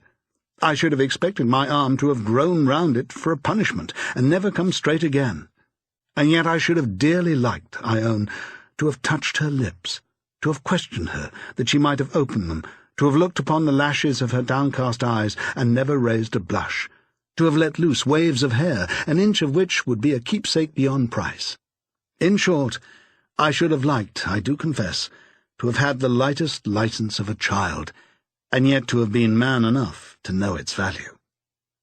But now a knocking at the door was heard, and such a rush immediately ensued that she, with laughing face and plundered dress, was borne toward it, the centre of a flushed and boisterous group, just in time to greet the father, who came home attended by a man laden with Christmas toys and presents. Then the shouting and the struggling, and the onslaught that was made on the defenceless porter, the scaling him with chairs for ladders to dive into his pockets, despoil him of brown paper parcels, hold on tight by his cravat, hug him around the neck, pommel his back, and kick his legs in irrepressible affection. The shouts of wonder and delight with which the development of every package was received. The terrible announcement that the baby had been taken in the act of putting a doll's frying-pan into his mouth, and was more than suspected of having swallowed a fictitious turkey glued on a wooden platter. The immense relief of finding this a false alarm. The joy and gratitude and ecstasy, they are all indescribable alike. It is enough that by degrees the children and their emotions got out of the parlour, and by one stair at a time up to the top of the house, where they went to bed, and so subsided. And now Scrooge looked on more attentively than ever, when the master of the house, having his daughter leaning fondly on him, sat down with her and her mother at his own fireside. And when he thought that such another creature, quite as graceful and as full of promise, might have called him father, and been a springtime in the haggard winter of his life, his sight grew very dim indeed. "Bill," said the husband, turning to his wife with a smile, "I saw an old friend of yours this afternoon." "Who was it?" "Guess." "How can I? Tut, I don't know," she added in the same breath, laughing as he laughed. Mr. Scrooge? Mr. Scrooge it was. I passed his office window, and as it was not shut up, and he had a candle inside, I could scarcely help seeing him. His partner lies upon the point of death, I hear, and there he sat alone. Quite alone in the world, I do believe. "Spirit," said Scrooge in a broken voice, "remove me from this place." "I told you these were shadows of things that have been," said the ghost, "that they are what they are. Do not blame me." "Remove me!" Scrooge exclaimed. "I cannot bear it." He turned upon the ghost, and seeing that it looked upon him with a face in which in some strange way there were fragments of all the faces it had shown him, wrestled with it. "Leave me! Take me back! Haunt me no longer!" In the struggle, if that can be called a struggle, in which the ghost, with no visible resistance on its own part, was undisturbed by any effort of its adversary, Scrooge observed that its light was burning high and bright, and dimly connecting that with its influence over him, he seized the extinguisher cap and by a sudden action pressed it down upon its head. The spirit dropped beneath it, so that the extinguisher covered its whole form, but though Scrooge pressed it down with all his force, he could not hide the light which streamed from under it in an unbroken flood upon the ground. He was conscious of being exhausted and overcome by an irresistible drowsiness, and further, of being in his own bedroom. He gave the cap a parting squeeze, in which his hand relaxed, and had barely time to reel to bed before he sank into a heavy sleep. Chapter 3. The Second of the Three Spirits. Awakening in the middle of a prodigiously tough snore, and sitting up in bed to get his thoughts together, Scrooge had no occasion to be told that the bell was again upon the stroke of 1. He felt that he was restored to consciousness in the right nick of time, for the especial purpose of holding a conference with the second messenger dispatched to him through Jacob Marley's intervention. But finding that he turned uncomfortably cold when he began to wonder which of his curtains this new spectre would draw back, he put them every one aside with his own hands, and lying down again, established a sharp lookout all round the bed, for he wished to challenge the spirit on the moment of its appearance, and did not wish to be taken by surprise and made nervous. Gentlemen of the free and easy sort, who plume themselves on being acquainted with a move or two, and being usually equal to the time of day, express the wide range of their capacity for adventure by observing that they are good for anything from pitch and toss to manslaughter, between which opposite extremes, no doubt, there lies a tolerably wide and comprehensive range of subjects. Without venturing for Scrooge quite as hardly as this, I don't mind calling on you to believe that he was ready for a good broad field of strange appearances, and that nothing between a baby and a rhinoceros would have astonished him very much. Now, being prepared for almost anything, he was not by any means prepared for nothing, and consequently, when the bell struck 1, and no shape appeared, he was taken with a violent fit of trembling. 5 minutes, 10 minutes, a quarter of an hour went by, yet nothing came. All this time he lay upon his bed, the very core and centre of a blaze of ruddy light, which streamed upon it when the clock proclaimed the hour, and which, being only light, was more alarming than a dozen ghosts, as he was powerless to make out what it meant, or would be at, and was sometimes apprehensive that he might be at the very moment an interesting case of spontaneous combustion, without having the consolation of knowing it. At last, however, he began to think, as you or I would have thought at first, for it is always the person not in the predicament who knows what ought to have been done in it, and would unquestionably have done it too. At last, I say, he began to think that the source and secret of this ghostly light might be in the adjoining room from whence, on further tracing it, it seemed to shine. This idea taking full possession of his mind, he got up softly and shuffled in his slippers to the door. The moment Scrooge's hand was on the lock, a strange voice called him by his name and bade him enter. He obeyed. It was his own room, There was no doubt about that. But it had undergone a surprising transformation. The walls and ceilings were so hung with living green that it looked a perfect grove, from every part of which bright gleaming berries glistened. The crisp leaves of holly, mistletoe, and ivy reflected back the light as if so many little mirrors had been scattered there. And such a mighty blaze went roaring up the chimney as that dull petrification of a hearth had never known in Scrooge's time, or Marley's, or for many and many a winter season gone.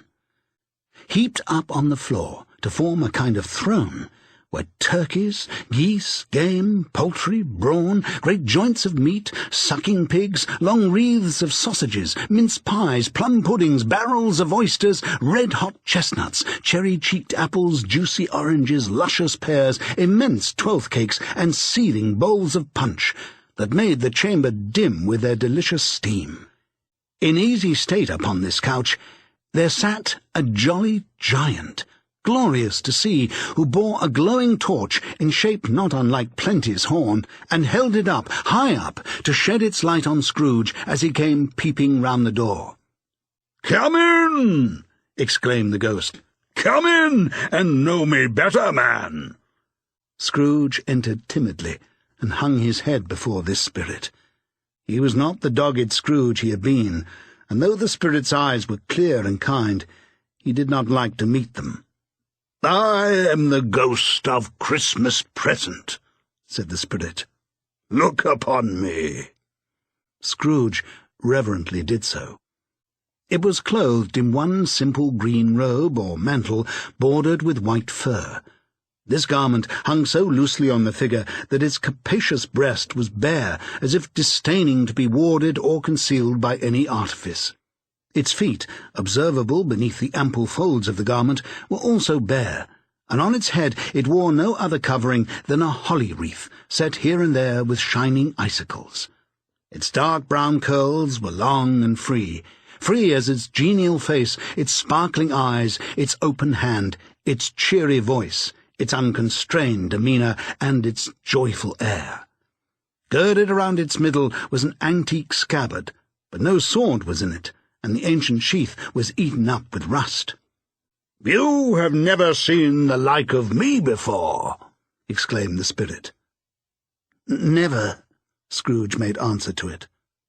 "Have never walked forth with the younger members of my family, meaning, for I am very young, my elder brothers born in these later years," pursued the phantom.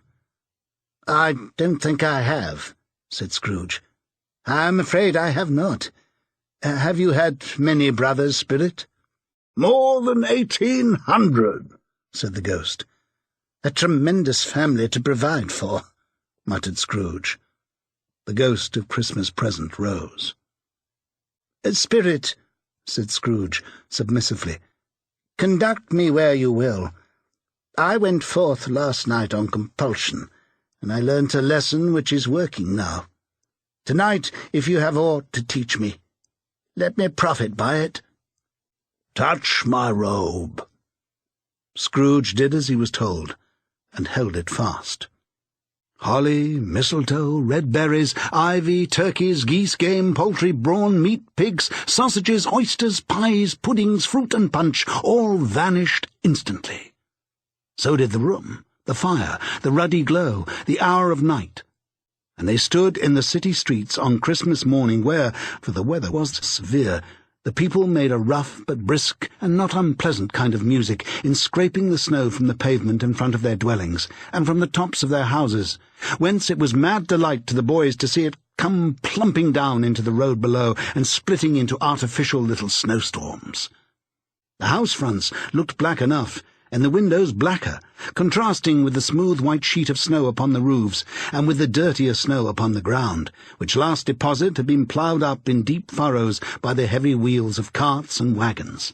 Furrows that crossed and recrossed each other hundreds of times, where the great streets branched off, and made intricate channels hard to trace in the thick yellow mud and icy water. The sky was gloomy, and the shortest streets were choked up with dingy mist, half thawed, half frozen, whose heavier particles descended in shower of sooty atoms, as if all the chimneys in Great Britain had, by one consent, caught fire and were blazing away to their dear hearts' content. There was nothing very cheerful in the climate or the town, and yet was there an air of cheerfulness abroad that the clearest summer air and brightest summer sun might have endeavoured to diffuse in vain. For the people who were shovelling away on the housetops were jovial and full of glee, calling out to one another from the parapets, and now and then exchanging a facetious snowball, better-natured missile far than many a wordy jest, laughing heartily if it went right, and not less heartily if it went wrong. The poulterers' shops were still half open, and the fruiterers were radiant in their glory. There were great round pot-bellied baskets of chestnuts, shaped like the waistcoats of jolly old gentlemen, lolling at the doors and tumbling out into the street in their apoplectic opulence. There were ruddy, brown-faced, broad-girthed Spanish onions, shining in the fatness of their growth like Spanish friars, and winking from their shelves in wanton slyness at the girls as they went by, and glanced demurely at the hung-up mistletoe. There were pears and apples clustering high in blooming pyramids. There were bunches of grapes made in the shopkeeper's benevolence to dangle from conspicuous hooks, that people's mouths might water gratis as they passed. There were piles of filberts, mossy and brown, recalling in their fragrance ancient walks among the woods, and pleasant shufflings ankle-deep through withered leaves. There were Norfolk biffins, squab and swarthy, setting off the yellow of the oranges and lemons, and in the great compactness of their juicy persons, urgently entreating and beseeching to be carried home in paper bags and eaten after dinner.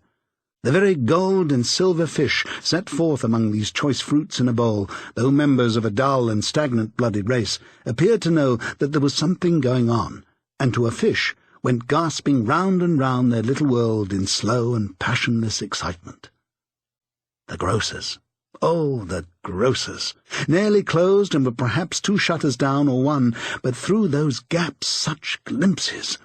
It was not alone that the scales descended on the counter made a merry sound, or that the twine and roller parted company so briskly, or that the canisters were rattled up and down like juggling tricks, or even that the blended scents of tea and coffee were so grateful to the nose, or even that the raisins were so plentiful and rare, the almonds so extremely white, the sticks of cinnamon so long and straight, the other spices so delicious, the candied fruit so caked and spotted with molten sugar as to make the coldest lookers-on feel faint and subsequently bilious.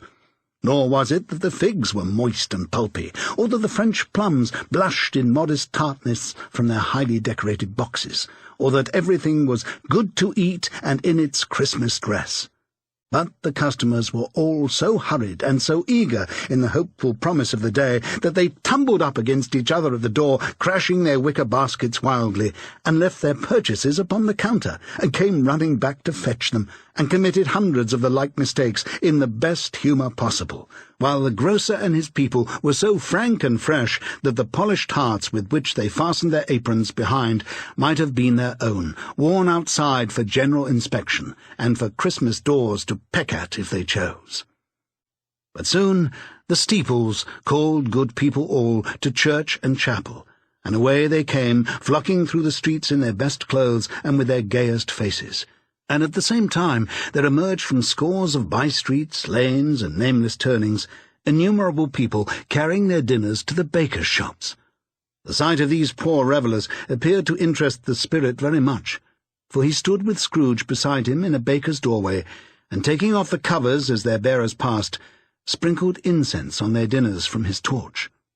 And it was a very uncommon kind of torch, for once or twice when there were angry words between some dinner-carriers who had jostled each other, he shed a few drops of water on them from it, and their good humour was restored directly. For they said it was a shame to quarrel upon Christmas Day. And so it was. God love it, so it was. In time the bells ceased, and the bakers were shut up, and yet there was a genial shadowing forth of all these dinners, and progress of their cooking in the thawed blotch of wet above each baker's oven, where the pavement smoked as if its stones were cooking too. "Is there a peculiar flavour in what you sprinkle from your torch?" asked Scrooge. "There is. My own." "Would it apply to any kind of dinner on this day?" asked Scrooge. "To any kindly given, to a poor one most." "Why to a poor one most?" asked Scrooge. "Because it needs it most." "Spirit," said Scrooge after a moment's thought, "I wonder you, of all the beings in the many worlds about us, should desire to cramp these people's opportunities of innocent enjoyment." "Aye," cried the Spirit. "You would deprive them of their means of dining every seventh day, often the only day on which they can be said to dine at all," said Scrooge. "Wouldn't you?" "Aye," cried the Spirit. "You seek to close these places on the seventh day," said Scrooge, "and it comes to the same thing." "I seek," exclaimed the Spirit. "Forgive me if I'm wrong. It has been done in your name, or at least in that of your family," said Scrooge. "There are some upon this earth of yours," returned the Spirit, "who lay claim to know us, and who do their deeds of passion, pride, ill-will, hatred, envy, bigotry, and selfishness in our name, who are as strange to us and all our kith and kin as if they had never lived. Remember that, and charge their doings on themselves, not us." Scrooge promised that he would. And they went on, invisible as they had been before, into the suburbs of the town. It was a remarkable quality of the ghost, which Scrooge had observed at the baker's, that notwithstanding his gigantic size, he could accommodate himself to any place with ease, and that he stood beneath a low roof quite as gracefully and like a supernatural creature as it was possible he could have done in any lofty hall. And perhaps it was the pleasure the good Spirit had in showing off this power of his, or else it was his own kind, generous, hearty nature, and his sympathy with all poor men, that led him straight to Scrooge's clerk's. For there he went, and took Scrooge with him, holding to his robe. And on the threshold of the door the Spirit smiled, and stopped to bless Bob Cratchit's dwelling with the sprinkling of his torch. Think of that! Bob had but 15 bob a week himself. He pocketed on Saturdays but 15 copies of his Christian name, and yet the ghost of Christmas present blessed his 4-roomed house. Then up rose Mrs. Cratchit, Cratchit's wife, dressed out but poorly in a twice-turned gown, but brave in ribbons, which are cheap and make a goodly show for 6pence. And she laid the cloth, assisted by Belinda Cratchit, second of her daughters, also brave in ribbons, while Master Peter Cratchit plunged a fork into the saucepan of potatoes, and getting the corners of his monstrous shirt-collar, Bob's private property conferred upon his son and heir in honour of the day, into his mouth, rejoiced to find himself so gallantly attired, and yearned to show his linen in the fashionable parks. And now 2 smaller Cratchits, boy and girl, came tearing in, screaming that outside the baker's they had smelt the goose and known it for their own, and basking in luxurious thoughts of sage and onion, these young Cratchits danced about the table, and exalted Master Peter Cratchit to the skies, while he, not proud, although his collars nearly choked him, blew the fire until the slow potatoes, bubbling up, knocked loudly at the saucepan lid to be let out and peeled. "What has ever got your precious father, then?" said Mrs. Cratchit, "and your brother, Tiny Tim, and Martha warn't as late last Christmas Day by half an hour." "Here's Martha, mother," said a girl, appearing as she spoke. "Here's Martha, mother," cried the 2 young Cratchits. "Hurrah! There's such a goose, Martha!" "Why, bless your heart alive, my dear, how late you are," said Mrs. Cratchit, kissing her a dozen times and taking off her shawl and bonnet for her with officious zeal. "We'd a deal of work to finish up last night," replied the girl, "and had to clear away this morning, mother." "Well, never mind so long as you are come," said Mrs. Cratchit. "Sit you down before the fire, my dear, and have a warm, Lord bless you." "No, there's father coming," cried the 2 young Cratchits, who were everywhere at once. "Hide, Martha, hide!" So Martha hid herself, and in came little Bob, the father, with at least 3 feet of comforter, exclusive of the fringe, hanging down before him, and his threadbare clothes darned up and brushed to look seasonable, and Tiny Tim upon his shoulder. Alas for Tiny Tim, he bore a little crutch, and had his limbs supported by an iron frame. "Why, where's our Martha?" cried Bob Cratchit, looking around. "Not coming," said Mrs. Cratchit. "Not coming?" said Bob, with a sudden declension in his high spirits, for he had been Tim's blood horse all the way from church, and had come home rampant. "Not coming upon Christmas Day?" Martha didn't like to see him disappointed, if it were only in joke, so she came out prematurely from behind the closet door and ran into his arms, while the two young Cratchits hustled Tiny Tim and bore him off into the wash-house, that he might hear the pudding singing in the copper. "And how did little Tim behave?" asked Mrs. Cratchit, when she had rallied Bob on his credulity, and Bob had hugged his daughter to his heart's content. "As good as gold," said Bob, "and better. Somehow he gets thoughtful, sitting by himself so much, and thinks the strangest things you ever heard. He told me, coming home, that he hoped that people saw him in the church because he was a cripple, and it might be pleasant for them to remember upon Christmas Day who made lame beggars walk and blind men see." Bob's voice was tremulous when he told them this, and trembled more when he said that Tiny Tim was growing strong and hearty. His active little crutch was heard upon the floor, and back came Tiny Tim before another word was spoken, escorted by his brother and sister to his stool before the fire, and while Bob, turning up his cuffs, as if, poor fellow, they were capable of being made more shabby, compounded some hot mixture in a jug with gin and lemons, and stirred it round and round, and put it on the hob to simmer. Master Peter and the two ubiquitous young Cratchits went to fetch the goose, with which they soon returned in high procession. Such a bustle ensued that you might have thought a goose the rarest of all birds, a feathered phenomenon to which a black swan was a matter of course, and in truth it was something very like it in that house. Mrs. Cratchit made the gravy, ready beforehand in a little saucepan, hissing hot. Master Peter mashed the potatoes with incredible vigour. Miss Belinda sweetened up the apple sauce. Martha dusted the hot plates. Bob took Tiny Tim beside him in a tiny corner at the table. The two young Cratchits set chairs for everybody, not forgetting themselves, and mounting guard upon their posts, crammed spoons into their mouths, lest they should shriek for the goose before their turn came to be helped. At last the dishes were set on, and grace was said. It was succeeded by a breathless pause, as Mrs. Cratchit, looking slowly all along the carving-knife, prepared to plunge it in the breast.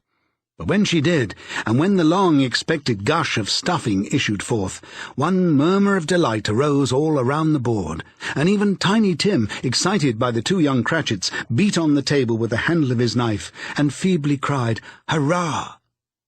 There never was such a goose. Bob said he didn't believe there ever was such a goose cooked. Its tenderness and flavour, size and cheapness were the themes of universal admiration.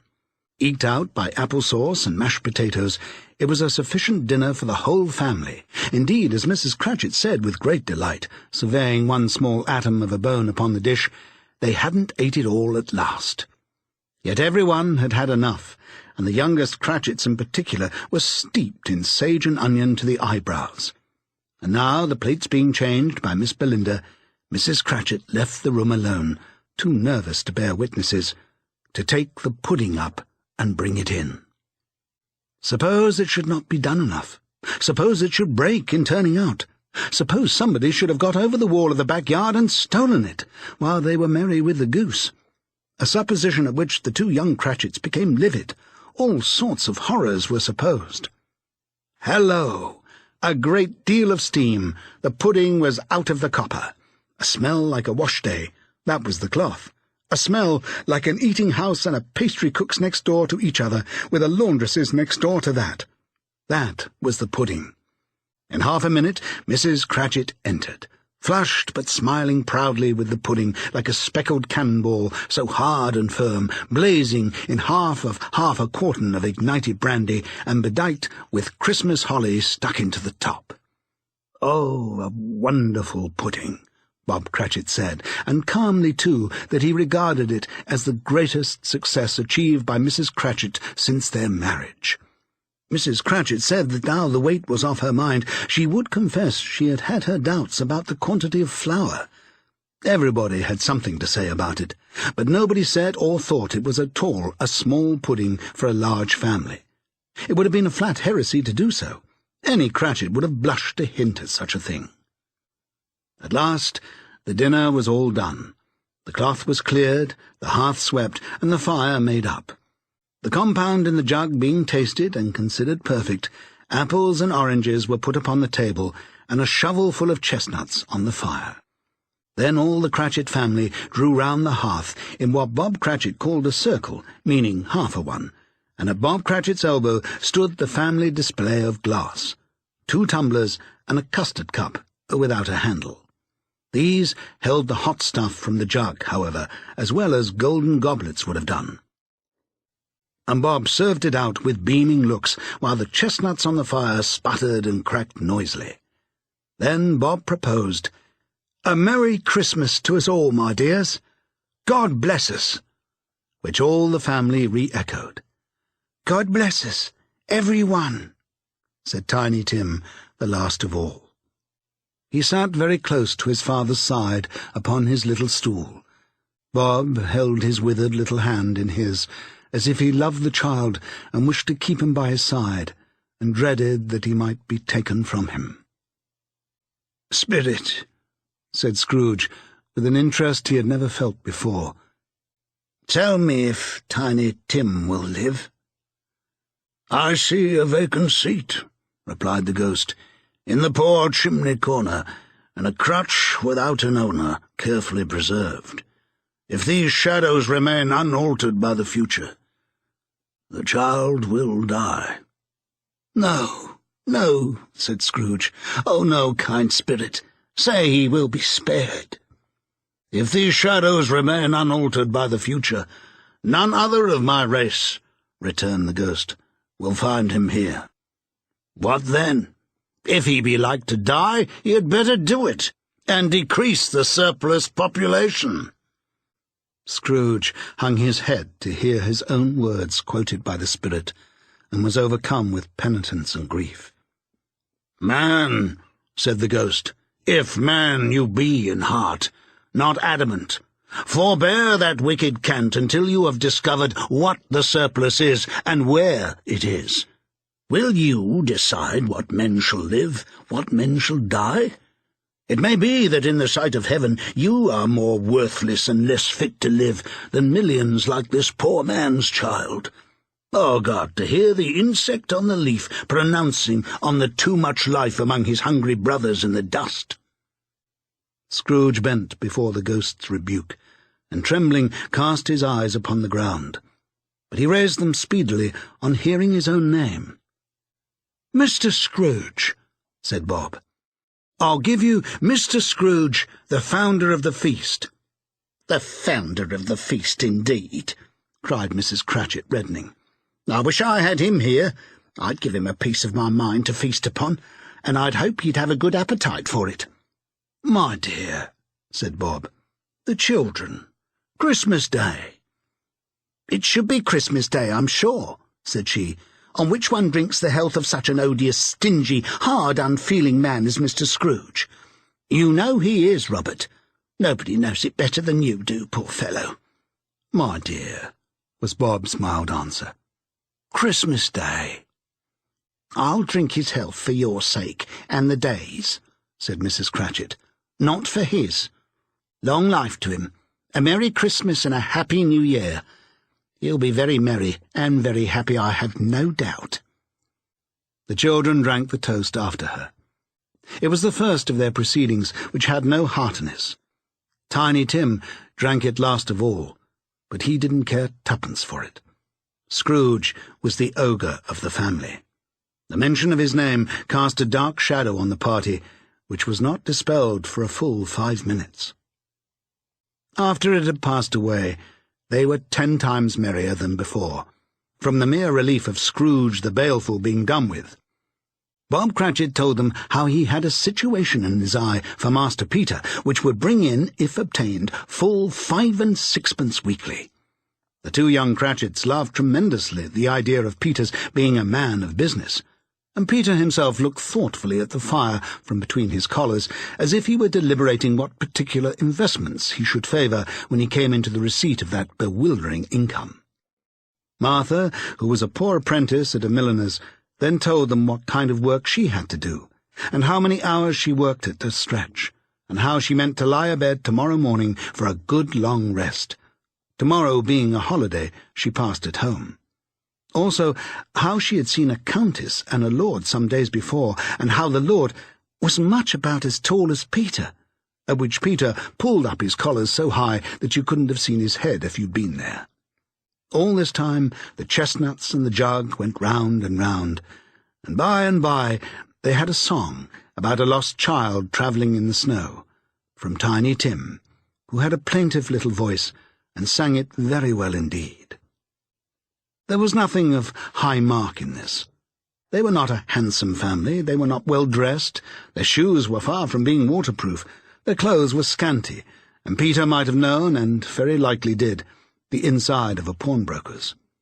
But they were happy, grateful, pleased with one another, and contented with the time. And when they faded, and looked happier yet in the bright sprinklings of the spirit's torch at parting, Scrooge had his eye upon them, and especially on Tiny Tim, until the last. By this time it was getting dark and snowing pretty heavily, and as Scrooge and the spirit went along the streets, the brightness of the roaring fires in kitchens, parlours, and all sorts of rooms was wonderful.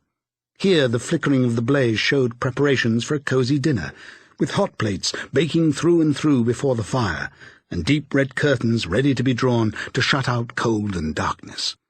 There all the children of the house were running out into the snow to meet their married sisters, brothers, cousins, uncles, aunts, and be the first to greet them.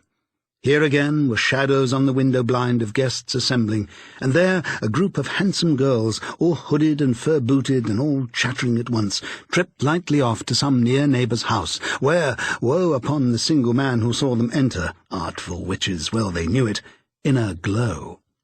But if you had judged from the numbers of people on their way to friendly gatherings, you might have thought that no one was at home to give them welcome when they got there, instead of every house expecting company and piling up its fires half-chimney high. Blessings on it, how the ghost exulted, how it bared its breadth of breast and opened its capacious palm, and floated on, outpouring with a generous hand its bright and harmless mirth on everything within its reach. The very lamplighter, who ran on before, dotting the dusky streets with specks of light, and who was dressed to spend the evening somewhere, laughed out loudly as the spirit passed, though little kenned the lamplighter that he had any company but Christmas. And now, without a word of warning from the ghost, they stood upon a bleak and desert moor, where monstrous masses of rude stone were cast about, as though it were the burial place of giants, and water spread itself wheresoever it listed, or would have done so but for the frost that held it prisoner, and nothing grew but moss and furze and coarse rank grass.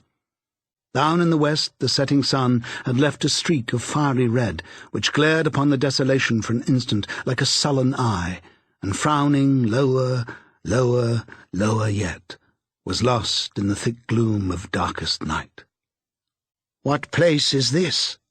asked Scrooge. "A place where miners live, who labour in the bowels of the earth," returned the spirit. "But they know me. See!" A light shone from the window of a hut, and swiftly they advanced towards it. Passing through the wall of mud and stone, they found a cheerful company assembled round a glowing fire. An old man and woman with their children and their children's children, and another generation beyond that, all decked out gaily in their holiday attire. The old man, in a voice that seldom rose above the howling of the wind upon the barren waste, was singing them a Christmas song. It had been a very old song when he was a boy, and from time to time they all joined in the chorus. So surely as they raised their voices, the old man got quite blithe and loud, and so surely as they stopped, his vigour sank again.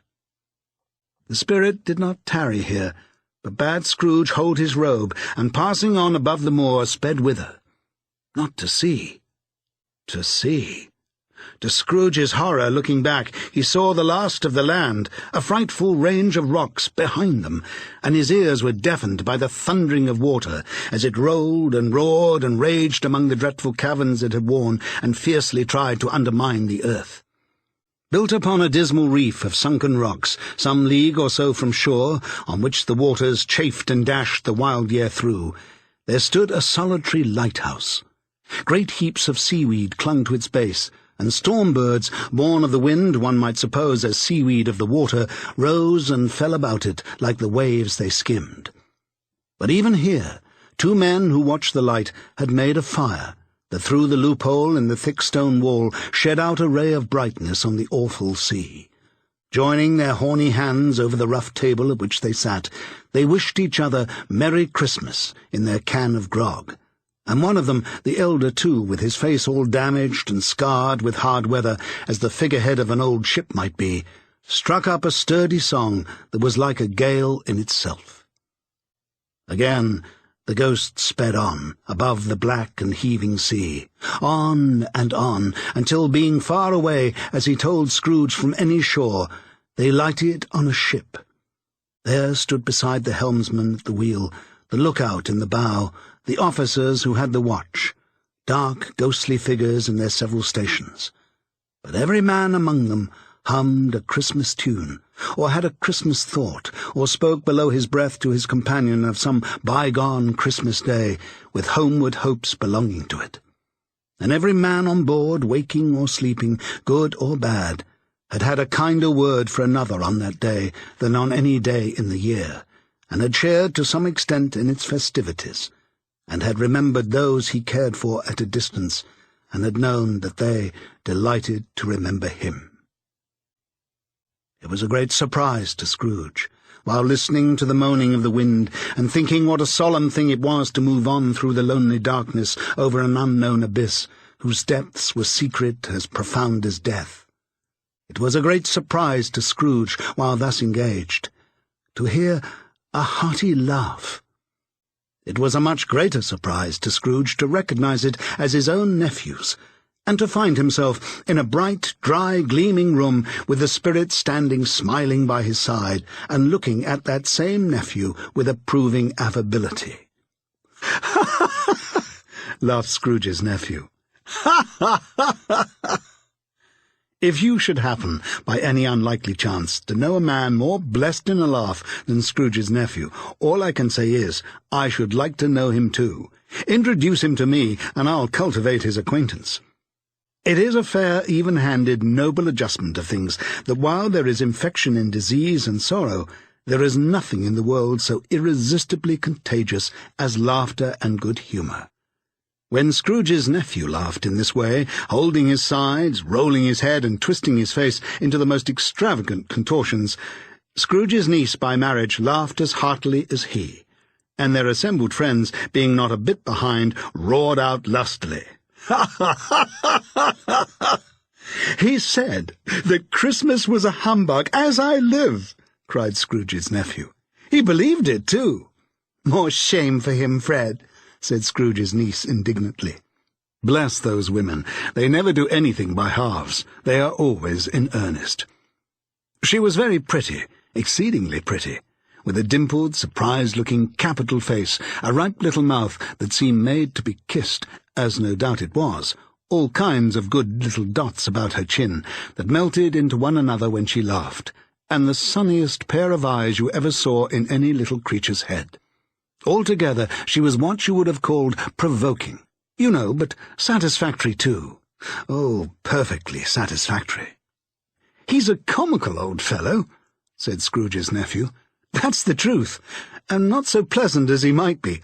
However, his offences carry their own punishment, and I have nothing to say against him." "I'm sure he's very rich, Fred," hinted Scrooge's niece.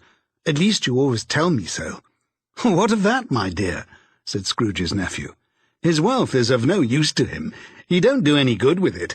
He don't make himself comfortable with it. He hasn't the satisfaction of thinking that he is ever going to benefit us with it." "I have no patience with him," observed Scrooge's niece. Scrooge's niece's sisters and all the other ladies expressed the same opinion. "Oh, I have," cried Scrooge's nephew. "I am sorry for him. I couldn't be angry with him if I tried. Who suffers by his ill whims? Himself, always. Here, he takes it into his head to dislike us, and he won't come and dine with us. What's the consequence? You don't lose much of a dinner." "Indeed, I think he loses a very good dinner," interrupted Scrooge's niece. Everybody else said the same, and they must be allowed to have been competent judges, because they had just had dinner, and with the dessert upon the table were clustered round the fire by lamplight. "Well, I'm very glad to hear it," said Scrooge's nephew, "because I haven't great faith in these young housekeepers. What do you say, Topper?" Topper had clearly got his eye upon one of Scrooge's niece's sisters, for he answered that a bachelor was a wretched outcast who had no right to express an opinion on the subject, whereat Scrooge's niece's sister, the plump one with the lace tucker, not the one with the roses, blushed. "Do go on, Fred," said Scrooge's niece, clapping her hands. "He never finishes what he begins to say. He is such a ridiculous fellow." Scrooge's nephew revelled in another laugh, and as it was impossible to keep the infection off, though the plump sister tried hard to do it with aromatic vinegar, his example was unanimously followed. "I was only going to say," said Scrooge's nephew, "that the consequence of his taking a dislike to us and not making merry with us is, as I think, that he loses some pleasant moments, which could do him no harm. I'm sure he loses pleasanter companions than he can find in his own thoughts, either in his mouldy old office or his dusty chambers. I mean to give him the same chance every year, whether he likes it or not, for I pity him. He may rail at Christmas till he dies, but he can't help thinking better of it. I defy him. If he finds me going there in good temper year after year and saying, 'Uncle Scrooge, how are you?' If it only puts him in the vein to leave his poor clerk £50, that's something, and I think I shook him yesterday." It was their turn to laugh now at the notion of his shaking Scrooge, but being thoroughly good-natured, and not much caring what they laughed at, so that they laughed at any rate, he encouraged them in their merriment, and passed the bottle joyously. After tea they had some music, for they were a musical family, and knew what they were about when they sung a glee or catch, I can assure you, especially Topper, who could growl away in the bass like a good one, and never swell the large veins in his forehead or get red in the face over it. Scrooge's niece played well upon the harp, and played among other tunes a simple little air, a mere nothing, you might learn to whistle it in 2 minutes, which had been familiar to the child who fetched Scrooge from the boarding-school, as he had been reminded by the ghost of Christmas past. When this strain of music sounded, all the things that ghost had shown him came upon his mind. He softened more and more, and thought that if he could have listened to it often, years ago, he might have cultivated the kindness of life for his own happiness with his own hands, without resorting to the sexton's spade that buried Jacob Marley. But they didn't devote the whole evening to music. After a while they played at forfeits, for it is good to be children sometimes, and never better than at Christmas, when its mighty founder was a child himself. Stop. There was first a game at Blindman's Buff. Of course there was. And I no more believe Topper was really blind than I believe he had eyes in his boots. My opinion is that it was a done thing between him and Scrooge's nephew, and that the ghost of Christmas present knew it. The way he went after that plump sister in the lace tucker was an outrage on the credulity of human nature, knocking down the fire-irons, tumbling over the chairs, bumping against the piano, smothering himself among the curtains. Wherever she went, there went he. He always knew where the plump sister was. He wouldn't catch anybody else. If you had fallen up against him, as some of them did, on purpose, he would have made a feint of endeavouring to seize you, which would have been an affront to your understanding, and would instantly have sidled off in the direction of the plump sister. She often cried out that it wasn't fair, and it really was not.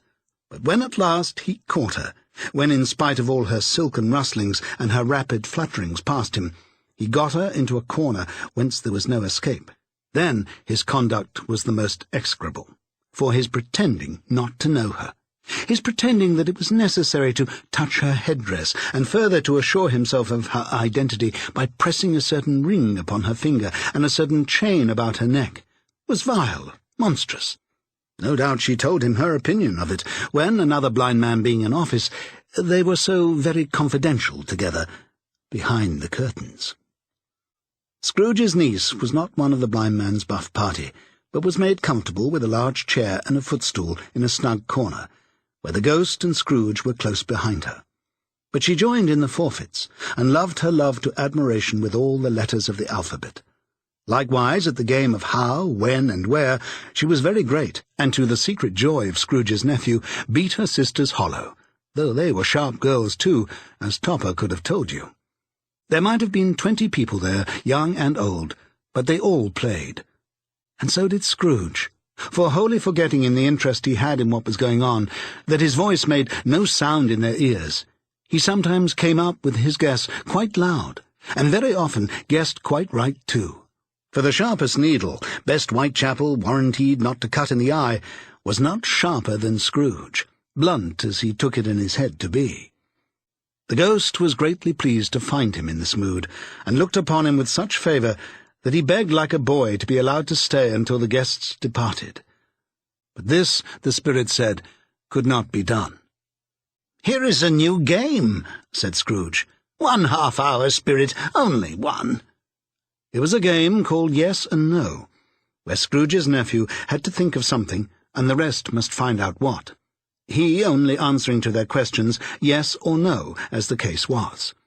The brisk fire of questioning to which he was exposed elicited from him that he was thinking of an animal, a live animal, rather a disagreeable animal, a savage animal, an animal that growled and grunted sometimes, and talked sometimes, and lived in London, and walked about the streets, and wasn't made a show of, and wasn't led by anyone, and didn't live in a menagerie, and was never killed in a market, and was not a horse, or an ass, or a cow, or a bull, or a tiger, or a dog, or a pig, or a cat, or a bear. At every fresh question that was put to him, this nephew burst into a fresh roar of laughter, and was so inexpressibly tickled that he was obliged to get up off the sofa and stamp. At last the plump sister, falling into a similar state, cried out, "I have found it out! I know what it is, Fred! I know what it is!" "What is it?" cried Fred. "It's your Uncle Scrooge!" Which it certainly was. Admiration was the universal sentiment, though some objected that the reply to "Is it a bear?" ought to have been yes, inasmuch as an answer in the negative was sufficient to have diverted their thoughts from Mr. Scrooge, supposing they had ever had any tendency that way. "He has given us plenty of merriment, I am sure," said Fred, "and it would be ungrateful not to drink his health. Here is a glass of mulled wine ready to our hand at the moment, and I say, Uncle Scrooge." "Well, Uncle Scrooge," they cried. "A Merry Christmas and a Happy New Year to the old man, whatever he is," said Scrooge's nephew. "He wouldn't take it from me, but he may have it nevertheless. Uncle Scrooge." Uncle Scrooge had imperceptibly become so gay and light of heart that he would have pledged the unconscious company in return, and thanked them in an audible speech if the ghost had given him time. But the whole scene passed off in the breath of the last words spoken by his nephew, and he and the spirit were again upon their travels. Much they saw, and far they went, and many homes they visited, but always with a happy end. The spirit stood beside sick beds, and they were cheerful, on foreign lands, and they were close at home, by struggling men, and they were patient in their greater hope, by poverty, and it was rich, in almshouse, hospital, and jail, in misery's every refuge, where vain man, in his little brief authority, had not made fast the door and barred the spirit out. He left his blessing, and taught Scrooge his precepts. It was a long night, if it were only a night, but Scrooge had his doubts of this, because the Christmas holidays appeared to be condensed into the space of time they passed together.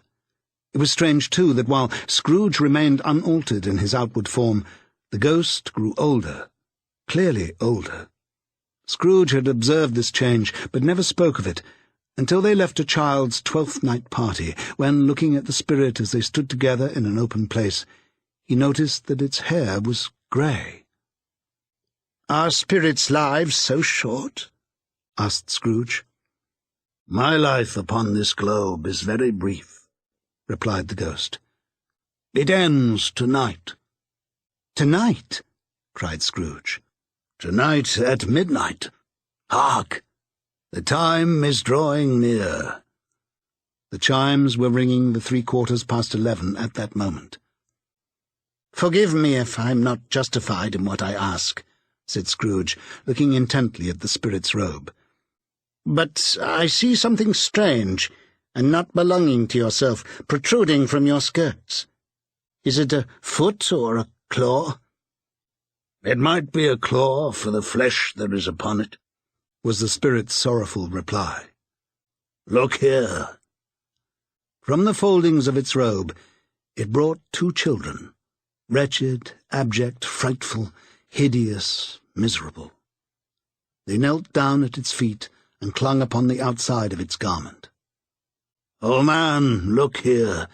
Look down here," exclaimed the ghost.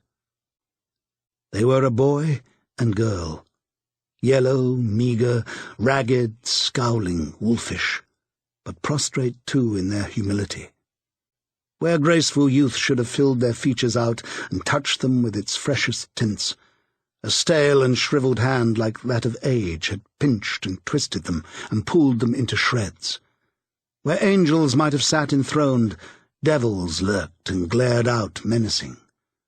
No change, no degradation, no perversion of humanity in any grade through all the mysteries of wonderful creation has monsters half so horrible and dread.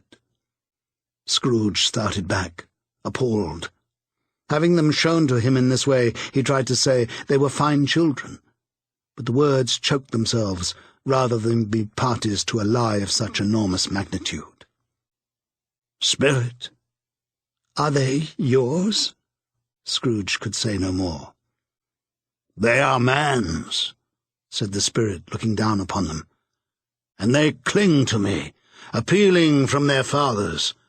This boy is ignorance, this girl is want. Beware them both, and of all their degree, but most of all, beware this boy, for on his brow I see that written which is doom, unless the writing be erased. Deny it!" cried the spirit, stretching out its hand towards the city. "Slander those who tell it ye. Emit it for your facetious purposes, and make it worse, and bide the end." "Have they no refuge or resource?" cried Scrooge. "Are there no prisons?" said the spirit, turning on him for the last time with his own words. "Are there no workhouses?" The bell struck 12. Scrooge looked about him for the ghost, and saw it not. As the last stroke ceased to vibrate, he remembered the prediction of old Jacob Marley, and lifting up his eyes, beheld a solemn phantom, draped and hooded, coming like a mist along the ground towards him. Chapter 4. The Last of the Spirits. The phantom slowly, gravely, silently approached. When it came, Scrooge bent down upon his knee, for in the very air through which this spirit moved it seemed to scatter gloom and mystery. It was shrouded in a deep black garment which concealed its head, its face, its form, and left nothing of it visible save one outstretched hand. But for this it would have been difficult to detach its figure from the night and separate it from the darkness by which it was surrounded. He felt that it was tall and stately when it came beside him, and that its mysterious presence filled him with a solemn dread. He knew no more, for the spirit neither spoke nor moved. "I am in the presence of the ghost of Christmas yet to come," said Scrooge. The spirit answered not, but pointed onward with its hand. "You are about to show me shadow of things that have not happened, but will happen in the time before us," Scrooge pursued. "Is that so, spirit?" The upper portion of the garment was contracted for an instant in its folds, as if the spirit had inclined its head. That was the only answer he received. Although well used to ghostly company by this time, Scrooge feared the silent shape so much that his legs trembled beneath him, and he found he could hardly stand when he prepared to follow it. The spirit paused a moment, as observing his condition and giving him time to recover. But Scrooge was all the worse for this. It thrilled him with a vague, uncertain horror to know that behind the dusky shroud there were ghostly eyes intently fixed upon him, while he, though he stretched his own to the utmost, could see nothing but a spectral hand and one great heap of black. "Ghost of the future," he exclaimed, "I fear you more than any spectre I have seen.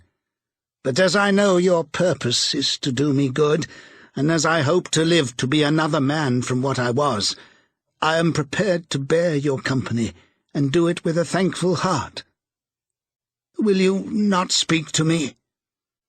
It gave him no reply. The hand was pointed straight before them. "Lead on," said Scrooge. "Lead on. The night is waning fast, and it is precious time to me, I know. Lead on, spirit." The phantom moved away as it had come towards him. Scrooge followed in the shadow of its dress, which bore him up, he thought, and carried him along. They scarcely seemed to enter the city, for the city rather seemed to spring up about them and encompass them of its own act. But there they were, in the heart of it, on 'change, amongst the merchants, who hurried up and down and chinked the money in their pockets and conversed in groups and looked at their watches and trifled thoughtfully with their great gold seals, and so forth, as Scrooge had seen them often. The spirit stopped beside one little knot of businessmen.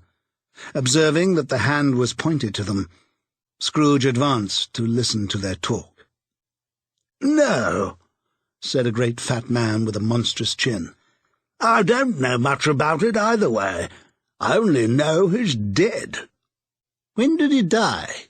inquired another. "Last night, I believe." "Why, what was the matter with him?" asked a third, taking a vast quantity of snuff out of a very large snuff-box. "I thought he'd never die." "God knows," said the first with a yawn. "What has he done with his money?" asked a red-faced gentleman with a pendulous excrescence on the end of his nose that shook like the gills of a turkey-cock. "I haven't heard," said the man with the large chin, yawning again. "Left it to his company, perhaps. He hasn't left it to me, that's all I know." This pleasantry was received with a general laugh. "It's likely to be a cheap funeral," said the same speaker, "for upon my life I don't know of anybody to go to it. Suppose we make up a party and volunteer?" "I don't mind going if a lunch is provided," observed the gentleman with the excrescence on his nose. "But I must be fed if I make one." Another laugh. "Well, I'm the most disinterested among you after all," said the first speaker, "for I never wear black gloves and I never eat lunch. But I'll offer to go if anybody else will. When I come to think of it, I'm not at all sure that I wasn't his most particular friend, for we used to stop and speak whenever we met. Bye-bye." Speakers and listeners strolled away and mixed with other groups. Scrooge knew the men, and looked toward the spirit for an explanation. The phantom glided on into a street, its finger pointed to two persons meeting. Scrooge listened again, thinking that the explanation might lie here. He knew these men, also, perfectly. They were men of business, very wealthy, and of great importance. He had made a point always of standing well in their esteem, in a business point of view, that is, strictly in a business point of view. "How are you?" said one. "How are you?" returned the other. "Well," said the first, "Old Scratch has got his own at last, eh?" "So I'm told," returned the second. "Cold, isn't it?" "Seasonable for Christmas time. You're not a skater, I suppose?" No, something else to think of. Good morning." Not another word. That was their meeting, their conversation, and their parting. Scrooge was at first inclined to be surprised that the spirit should attach importance to conversations apparently so trivial, but feeling assured that they must have some hidden purpose, he set himself to consider what it was likely to be. They could scarcely be supposed to have any bearing on the death of Jacob, his old partner, for that was past, and this ghost's province was the future. Nor could he think of anyone immediately connected with himself to whom he could apply them. But nothing doubting that to whomsoever they applied they had some latent moral for his own improvement, he resolved to treasure up every word he heard, and everything he saw, and especially to observe the shadow of himself when it appeared. For he had an expectation that the conduct of his future self would give him the clue he missed, and would render the solution of these riddles easy. He looked about in that very place for his own image, but another man stood in his accustomed corner, and though the clock pointed to his usual time of day for being there, he saw no likeness of himself among the multitudes that poured in through the porch. It gave him little surprise, however, for he had been revolving in his mind a change of life, and thought and hoped he saw his newborn resolutions carried out in this. Quiet and dark beside him stood the phantom, with its outstretched hand. When he roused himself from his thoughtful quest, he fancied from the turn of the hand and its situation in reference to himself that the unseen eyes were looking at him keenly. It made him shudder and feel very cold. They left the busy scene, and went into an obscure part of the town where Scrooge had never penetrated before, although he recognized its situation and its bad repute. The ways were foul and narrow, the shops and houses wretched, the people half-naked, drunken, slipshod, ugly. Alleys and archways, like so many cesspools, disgorged their offences of smell and dirt and life upon the straggling streets, and the whole quarter reeked with crime, with filth and misery. Far in this den of infamous resort, there was a low-browed beetling shop below a penthouse roof, where iron, old rags, bottles, bones, and greasy offal were bought. Upon the floor within were piled up heaps of rusty keys, nails, chains, hinges, files, scales, weights, and refuse iron of all kinds. Secrets that few would like to scrutinize were bred and hidden in mountains of unseemly rags, masses of corrupted fat, and sepulchres of bones. Sitting in among the wares he dealt in, by a charcoal stove made of old bricks, was a grey-haired rascal nearly 70 years of age, who had screened himself from the cold air without by a frowsy curtaining of miscellaneous tatters hung upon a line, and smoked his pipe in all the luxury of calm retirement. Scrooge and the phantom came into the presence of this man, just as a woman with a heavy bundle slunk into the shop. But she had scarcely entered when another woman, similarly laden, came in too, and she was closely followed by a man in faded black, who was no less startled by the sight of them than they had been upon the recognition of each other. After a short period of blank astonishment, in which the old man with the pipe had joined them, they all three burst into a laugh. "Let the charwoman alone be the first," cried she who had entered first. "Let the laundress alone to be the second. Let the undertaker's man alone to be the third. Look here, old Joe, here's a chance. We haven't all three met here without meaning it." "You couldn't have met in a better place," said old Joe, removing his pipe from his mouth. "Come into the parlour. You were made free of it long ago, you know, and the other two ain't strangers. Stop till I shut the door of the shop. Oh, how it squeaks. There aren't such a rusty bit of metal in the place as his own hinges, I believe, and I'm sure there's no such old bones here as mine. We're all suitable to our calling, well matched. Come into the parlour. Come into the parlour." The parlour was the space behind the screen of rags. The old man raked the fire together with an old stair-rod, and having trimmed his smoky lamp, for it was night, with the stem of his pipe, put it in his mouth again. While he did this, The woman who had already spoken threw her bundle on the floor and sat down in a flaunting manner on a stool, crossing her elbows on her knees and looking with bold defiance at the other two. "What odds, then? What odds, Mrs. Dilber?" said the woman. "Every person has a right to take care of themselves. He always did." "That's true indeed," said the laundress. "No man more so." "Why, then, don't stand staring as if you was afraid, woman. Who's the wiser? We're not going to pick holes in each other's coats, I suppose." "No, indeed," said Mrs. Dilber and the man together. "We should hope not." "Very well, then," cried the woman. "That's enough. Who's the worse for a loss of a few things like these? Not a dead man, I suppose?"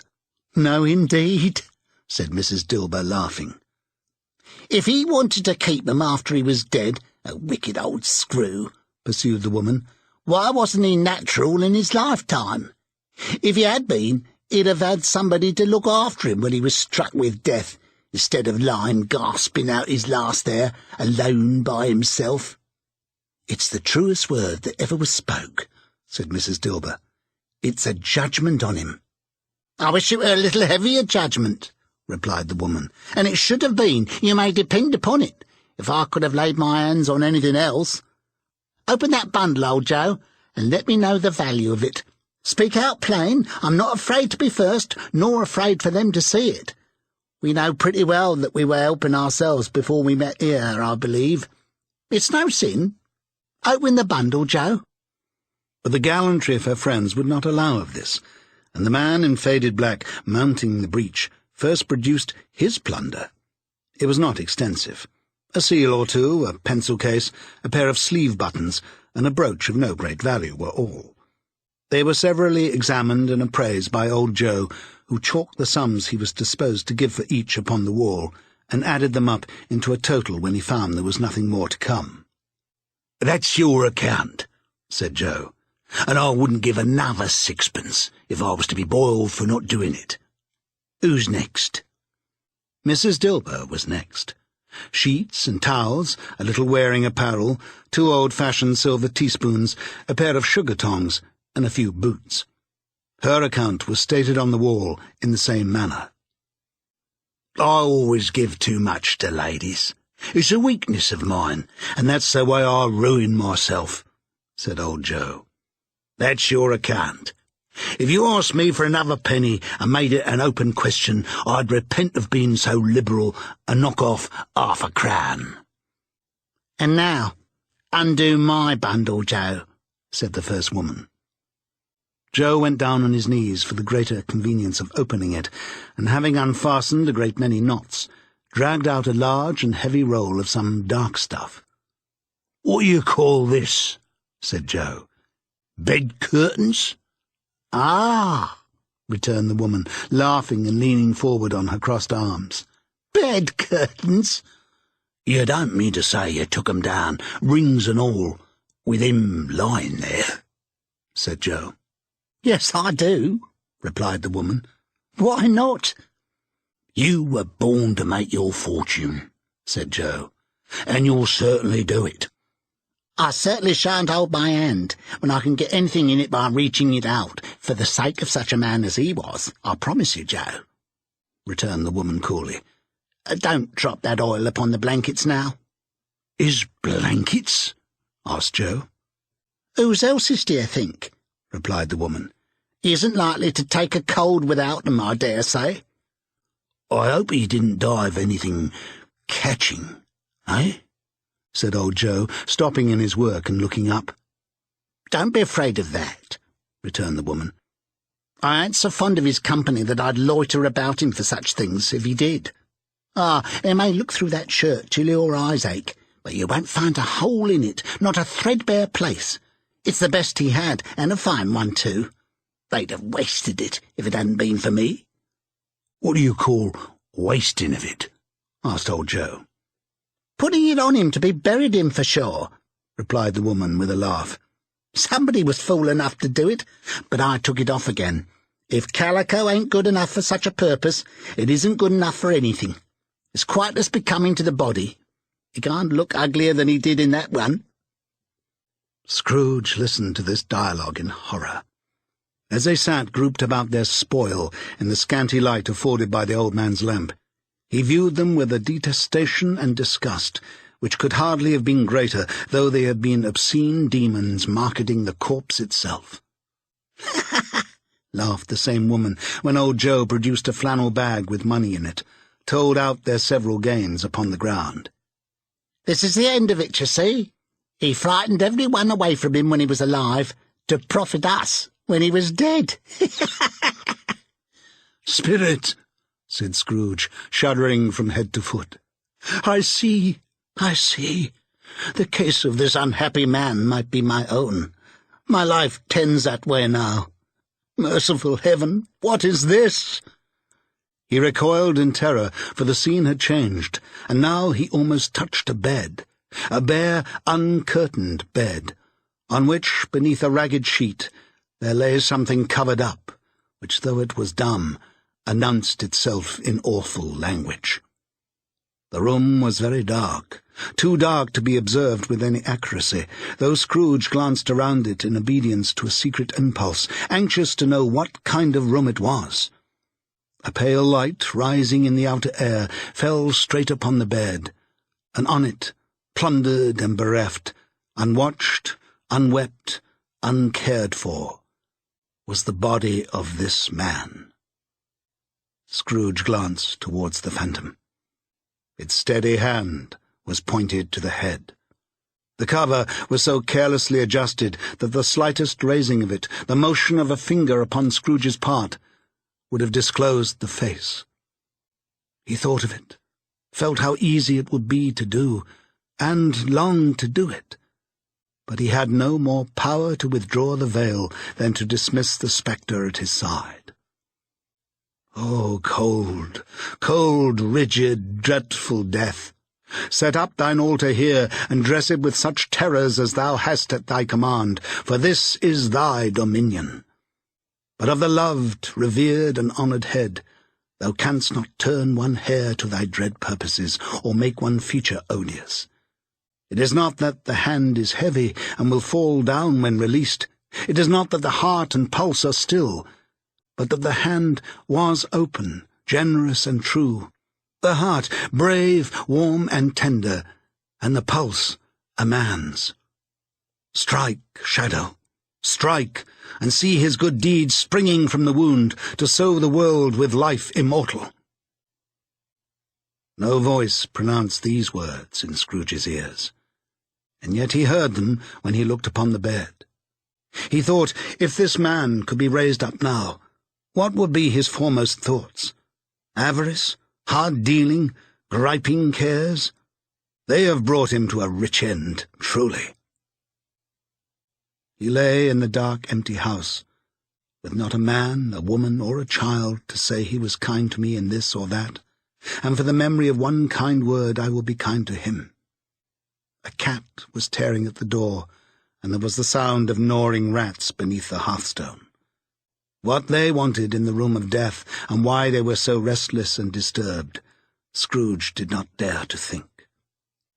"Spirit," he said, "this is a fearful place. In leaving it, I shall not leave its lesson. Trust me. Let us go." Still the ghost pointed with an unmoved finger to the head. "I understand you," Scrooge returned, "and I would do it if I could. But I have not the power, Spirit. I have not the power." Again it seemed to look upon him. "If there is any person in the town who feels emotion caused by this man's death," said Scrooge, quite agonized, "show that person to me, Spirit. I beseech you."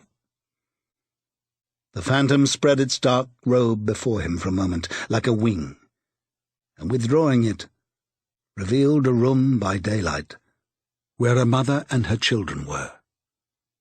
She was expecting someone, and with anxious eagerness, for she walked up and down the room, started at every sound, looked out from the window, glanced at the clock, tried but in vain to work with her needle, and could hardly bear the voices of the children in their play.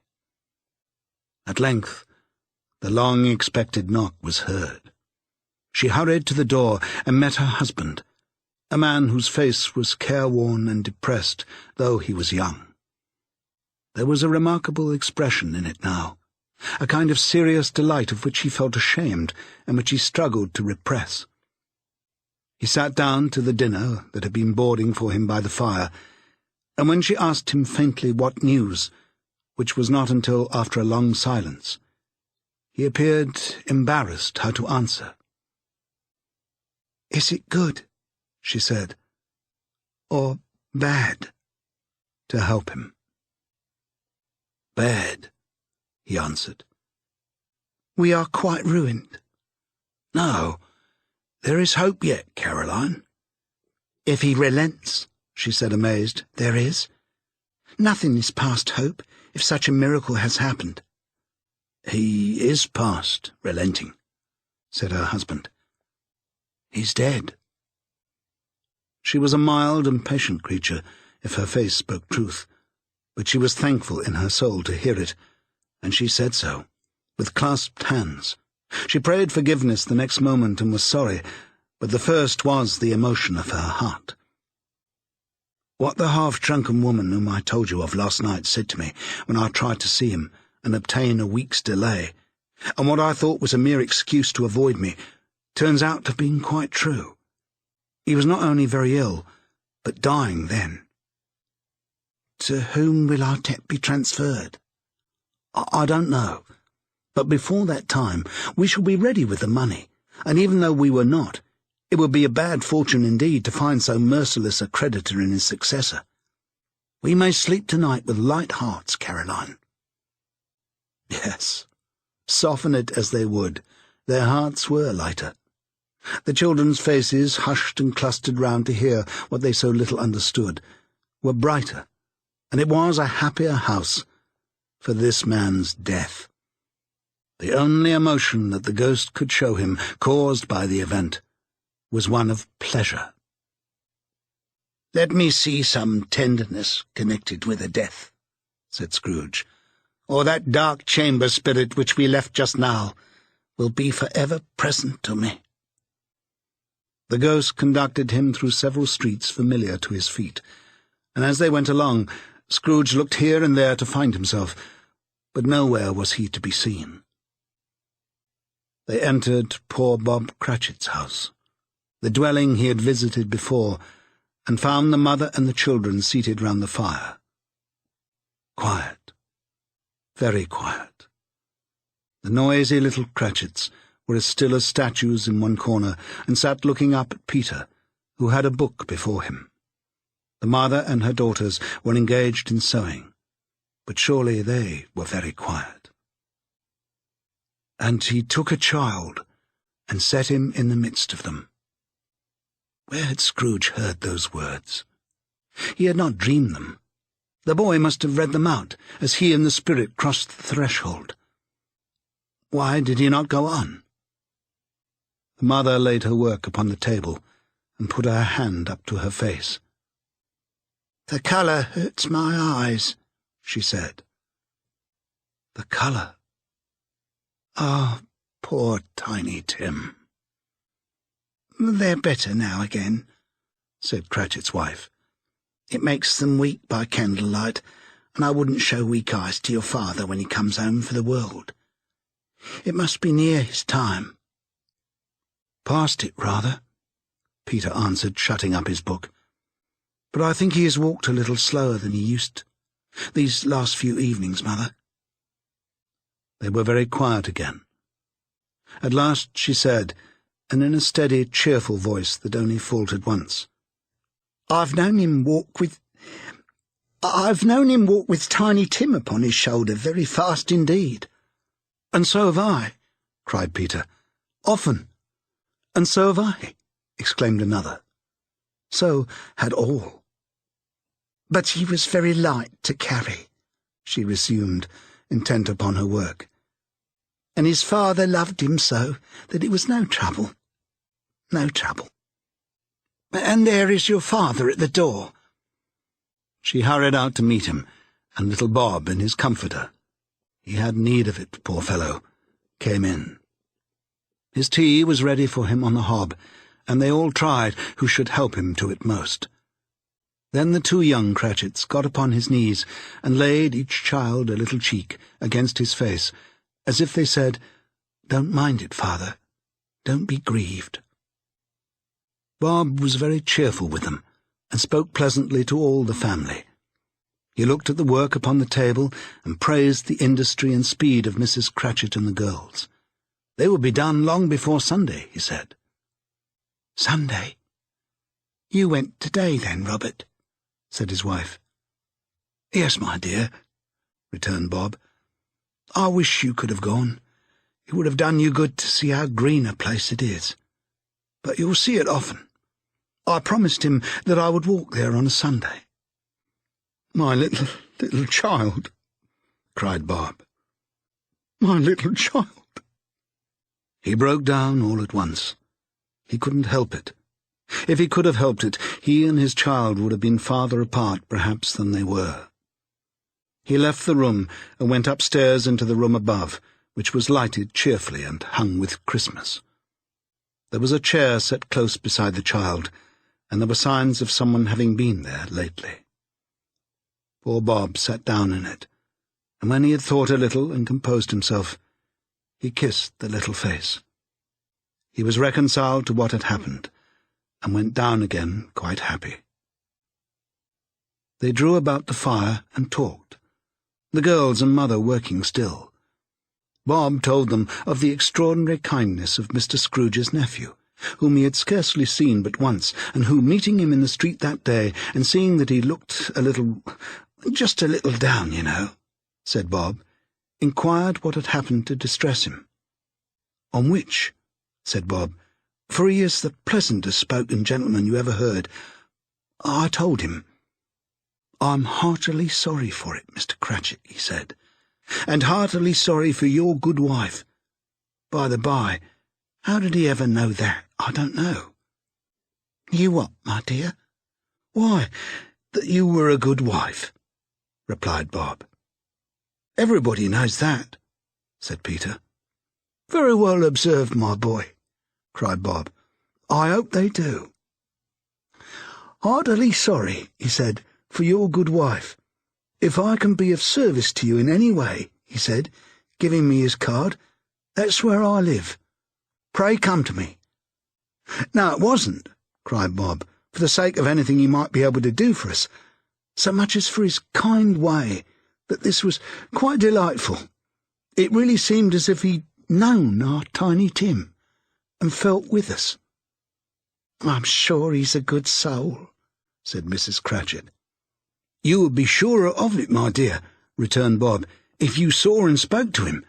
I shouldn't be at all surprised, mark what I say, if he got Peter a better situation.' 'Only hear that, Peter,' said Mrs. Cratchit. 'Ah, then,' cried one of the girls, 'Peter will be keeping company with someone, and setting up for himself.'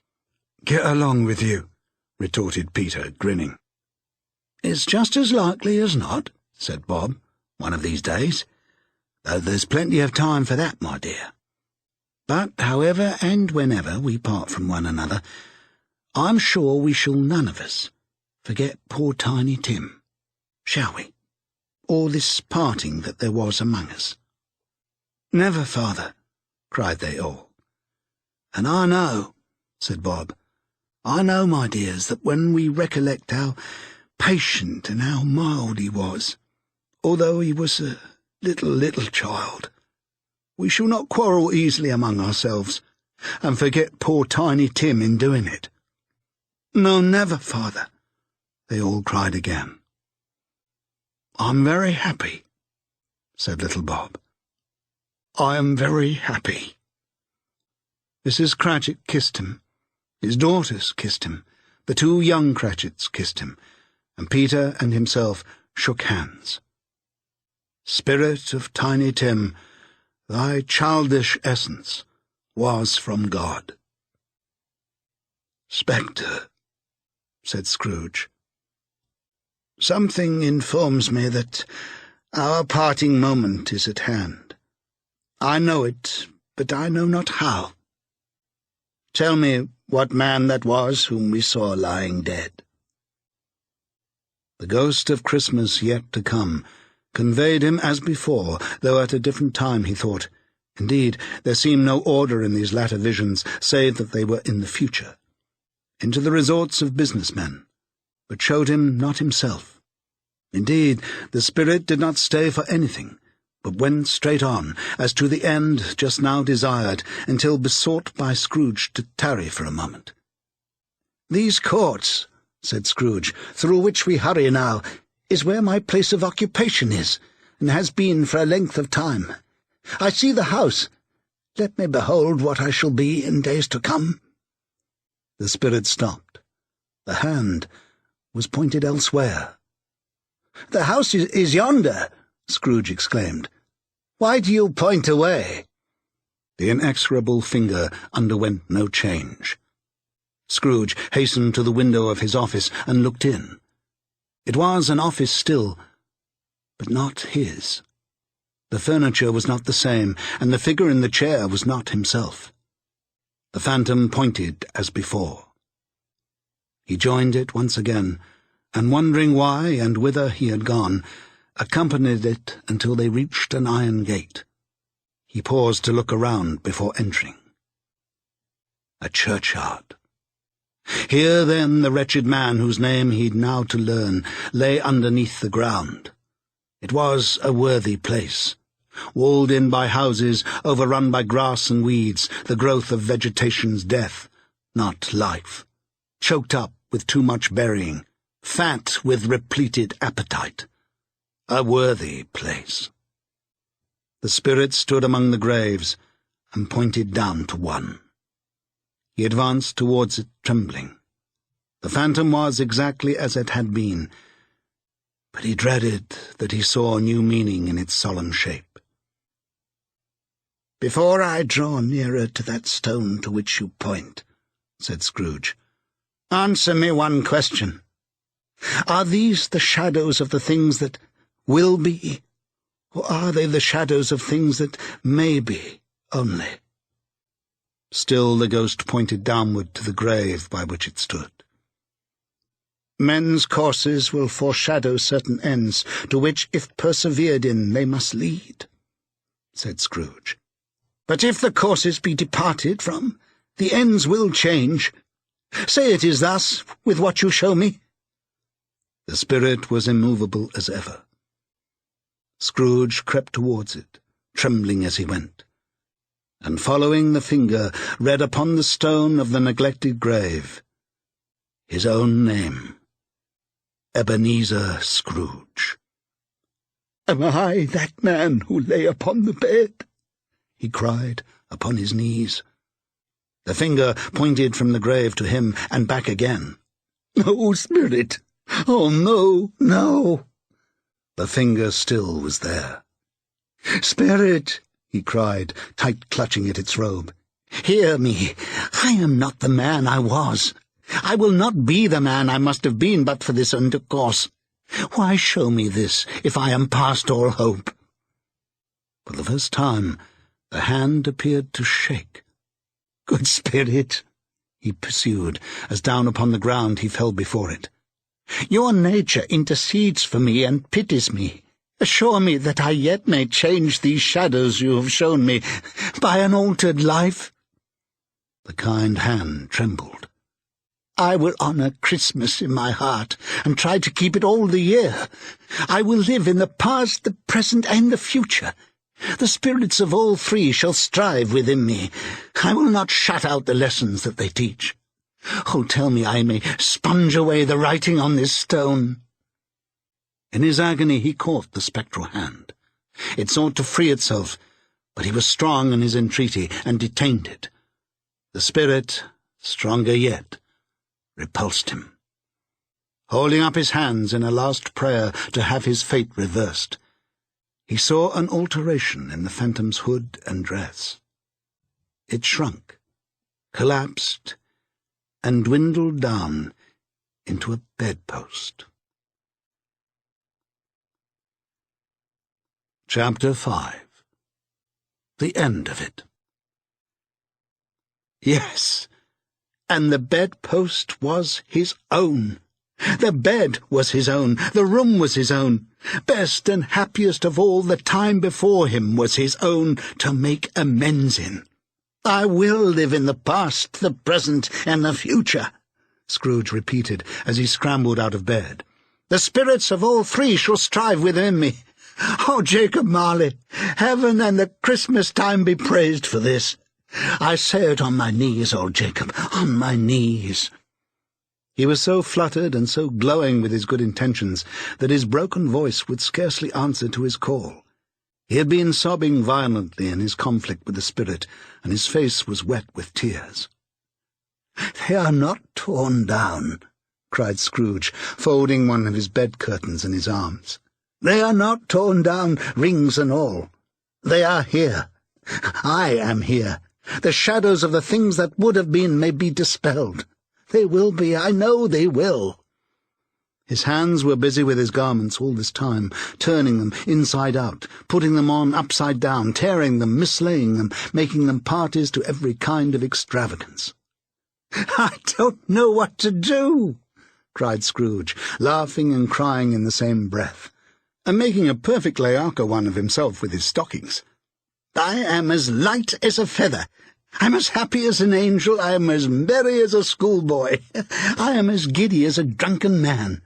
A Merry Christmas to everybody. A Happy New Year to all the world. Hello here! Whoop! Hello!" He had frisked into the sitting-room, and was now standing there, perfectly winded. "There's the saucepan that the gruel was in," cried Scrooge, starting off again and going round the fireplace. "There's the door by which the ghost of Jacob Marley entered. There's the corner where the ghost of Christmas Present sat. There's the window where I saw the wandering spirits. It's all right. It's all true. It all happened." Really, for a man who had been out of practice for so many years, it was a splendid laugh, a most illustrious laugh, the father of a long, long line of brilliant laughs. "I don't know what day of the month it is," said Scrooge. "I don't know how long I've been among the spirits. I don't know anything. I'm quite a baby. Never mind, I don't care. I'd rather be a baby. Hello, whoop! Hello there!" He was checked in his transports by the churches ringing out the lustiest peals he had ever heard. Clash, clang, hammer, ding-dong, bell. Bell, dong, ding, hammer, clang, clash. Oh, glorious, glorious!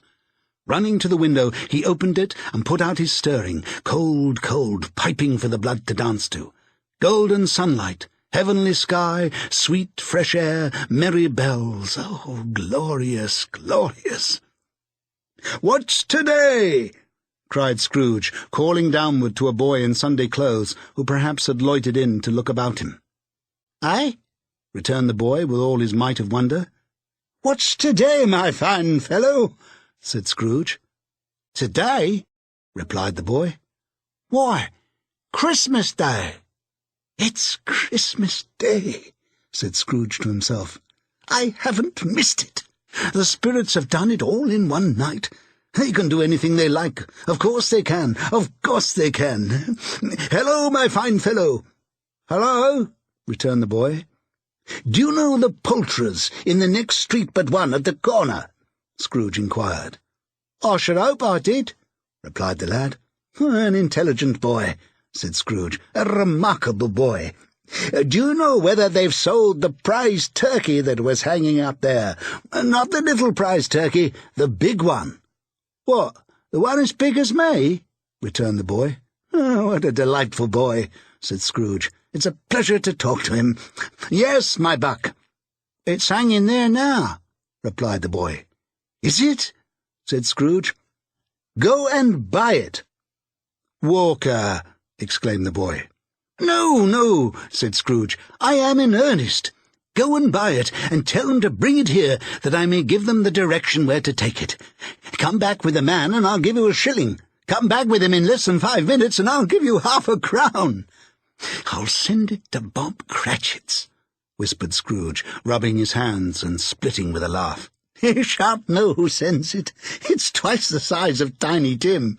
Joe Miller never made such a joke as sending it to Bob's will be."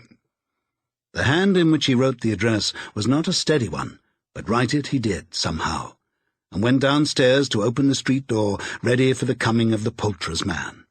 As he stood there, waiting his arrival, the knocker caught his eye.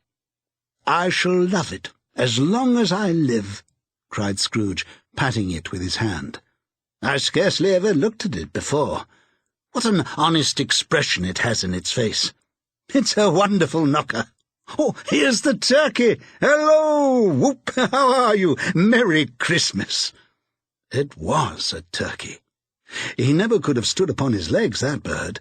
He would have snapped 'em short off in a minute, like sticks of sealing wax. "Why, it's impossible to carry that to Camden Town," said Scrooge. "You must have a cab." A chuckle with which he said this, and the chuckle with which he paid for the turkey, and the chuckle with which he paid for the cab, and the chuckle with which he recompensed the boy, were only exceeded by the chuckle with which he sat down breathless in his chair again, and chuckled till he cried. Shaving was not an easy task, for his hand continued to shake very much, and shaving requires attention, even when you don't dance while you're at it. But if he had cut the end of his nose off, he would have put a piece of sticking plaster over it and been quite satisfied. He dressed himself, all in his best, and at last got out into the streets. The people were by this time pouring forth, as he had seen them with the ghost of Christmas present, and walking with his hands behind him, Scrooge regarded every one with a delighted smile. He looked so irresistibly pleasant, in a word, that 3 or 4 good-humoured fellows said, "Good morning, sir, and Merry Christmas to you." And Scrooge said often afterwards that of all the blithe sounds he had ever heard, those were the blithest in his ears. He had not gone far when, coming on towards him, he beheld the portly gentleman who had walked into his counting-house the day before, and said, "Scrooge and Marley's, I believe?" It sent a pang across his heart to think how this old gentleman would look upon him when they met. But he knew what path lay straight before him, and he took it. "My dear sir," said Scrooge, quickening his pace, and taking the old gentleman by both his hands. "How do you do? I hope you succeeded yesterday. It was very kind of you. A Merry Christmas to you, sir." "Mr. Scrooge?" "Yes," said Scrooge. "That is my name, and I fear it may not be pleasant to you. Allow me to ask your pardon. And will you have the goodness—" Here Scrooge whispered in his ear. "Lord bless me!" cried the gentleman, as if his breath were gone. "My dear Mr. Scrooge, are you serious?" "If you please," said Scrooge. "Not a farthing less. A great many back payments are included in it, I assure you. Will you do me that favour?" "My dear sir," said the other, shaking hands with him, "I don't know what to say to such munificence." "Don't say anything, please," retorted Scrooge. "Come and see me. Will you come and see me?" "I will," cried the old gentleman, and it was clear he meant to do it. "Thank ye," said Scrooge. "I'm much obliged to you. I thank you 50 times. Bless you." He went to the church, and walked about the streets, and watched the people hurrying to and fro, and patted children on the head, and questioned beggars, and looked down into the kitchens of houses, and up to the windows, and found that everything could yield him pleasure. He had never dreamed that any walk, that anything, could give him so much happiness. In the afternoon he turned his steps towards his nephew's house. He passed the door a dozen times before he had the courage to go up and knock, but he made a dash and did it. "Is your master at home, my dear?" said Scrooge to the girl. Nice girl, very. "Yes, sir." "Where is he, my love?" said Scrooge. "He's in the dining-room, sir, along with his mistress. I'll show you upstairs, if you please." "Thank ye. He knows me," said Scrooge, with his hand already on the dining-room lock. "I'll go in here, my dear." He turned it gently, and sidled his face in around the door. They were looking at the table, which was spread out in great array, for these young housekeepers are always nervous on such points, and like to see that everything is right. "Fred," said Scrooge. Dear heart alive, how his niece by marriage started! Scrooge had forgotten for the moment about her sitting in the corner with the footstool, or he wouldn't have done it on any account. "Why, bless my soul!" cried Fred. "Who's that?" "It's I, your Uncle Scrooge. I've come to dinner. Will you let me in, Fred?" Let him in? It is a mercy he didn't shake his arm off. He was at home in 5 minutes. Nothing could be heartier. His niece looked just the same. So did Topper when he came. So did the plump sister when she came. So did everyone when they came. Wonderful party, wonderful games, wonderful unanimity, wonderful happiness. But he was early at the office next morning. Oh, he was early there. If he could only be there first and catch Bob Cratchit coming late. That was the thing he had set his heart upon. And he did it. Yes, he did. The clock struck 9. No Bob. 1:15. No Bob. He was full 18 minutes and a half behind his time. Scrooge sat with his door wide open, that he might see him come into the tank. His hat was off before he opened the door. His comforter, too. He was on his stool in a jiffy, driving away with his pen as if he were trying to overtake 9 o'clock.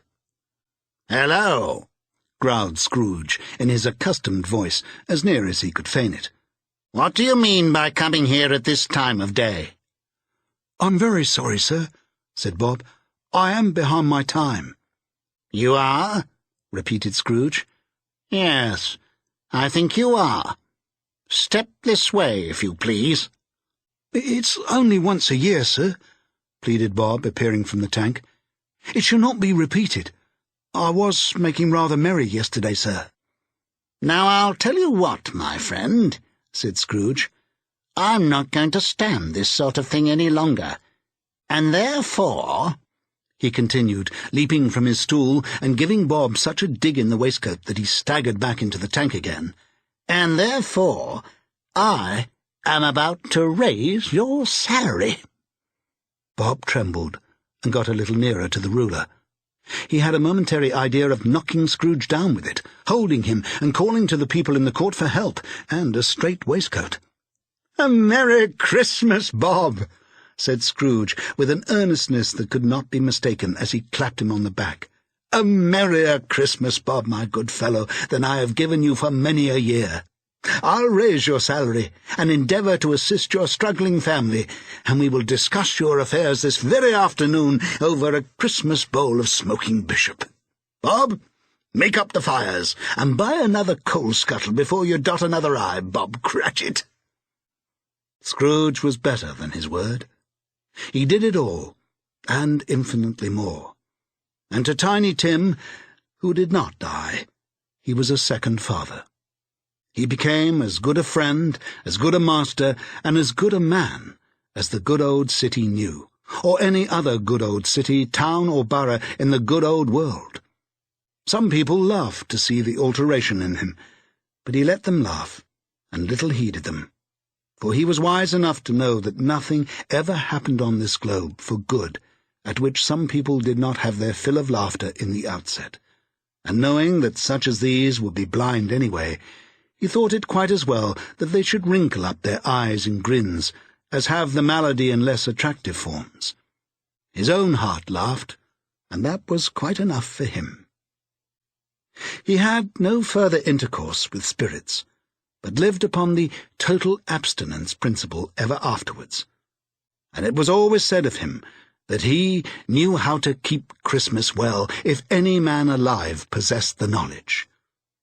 May that be truly said of us, and all of us. And so, as Tiny Tim observed, God bless us, every one.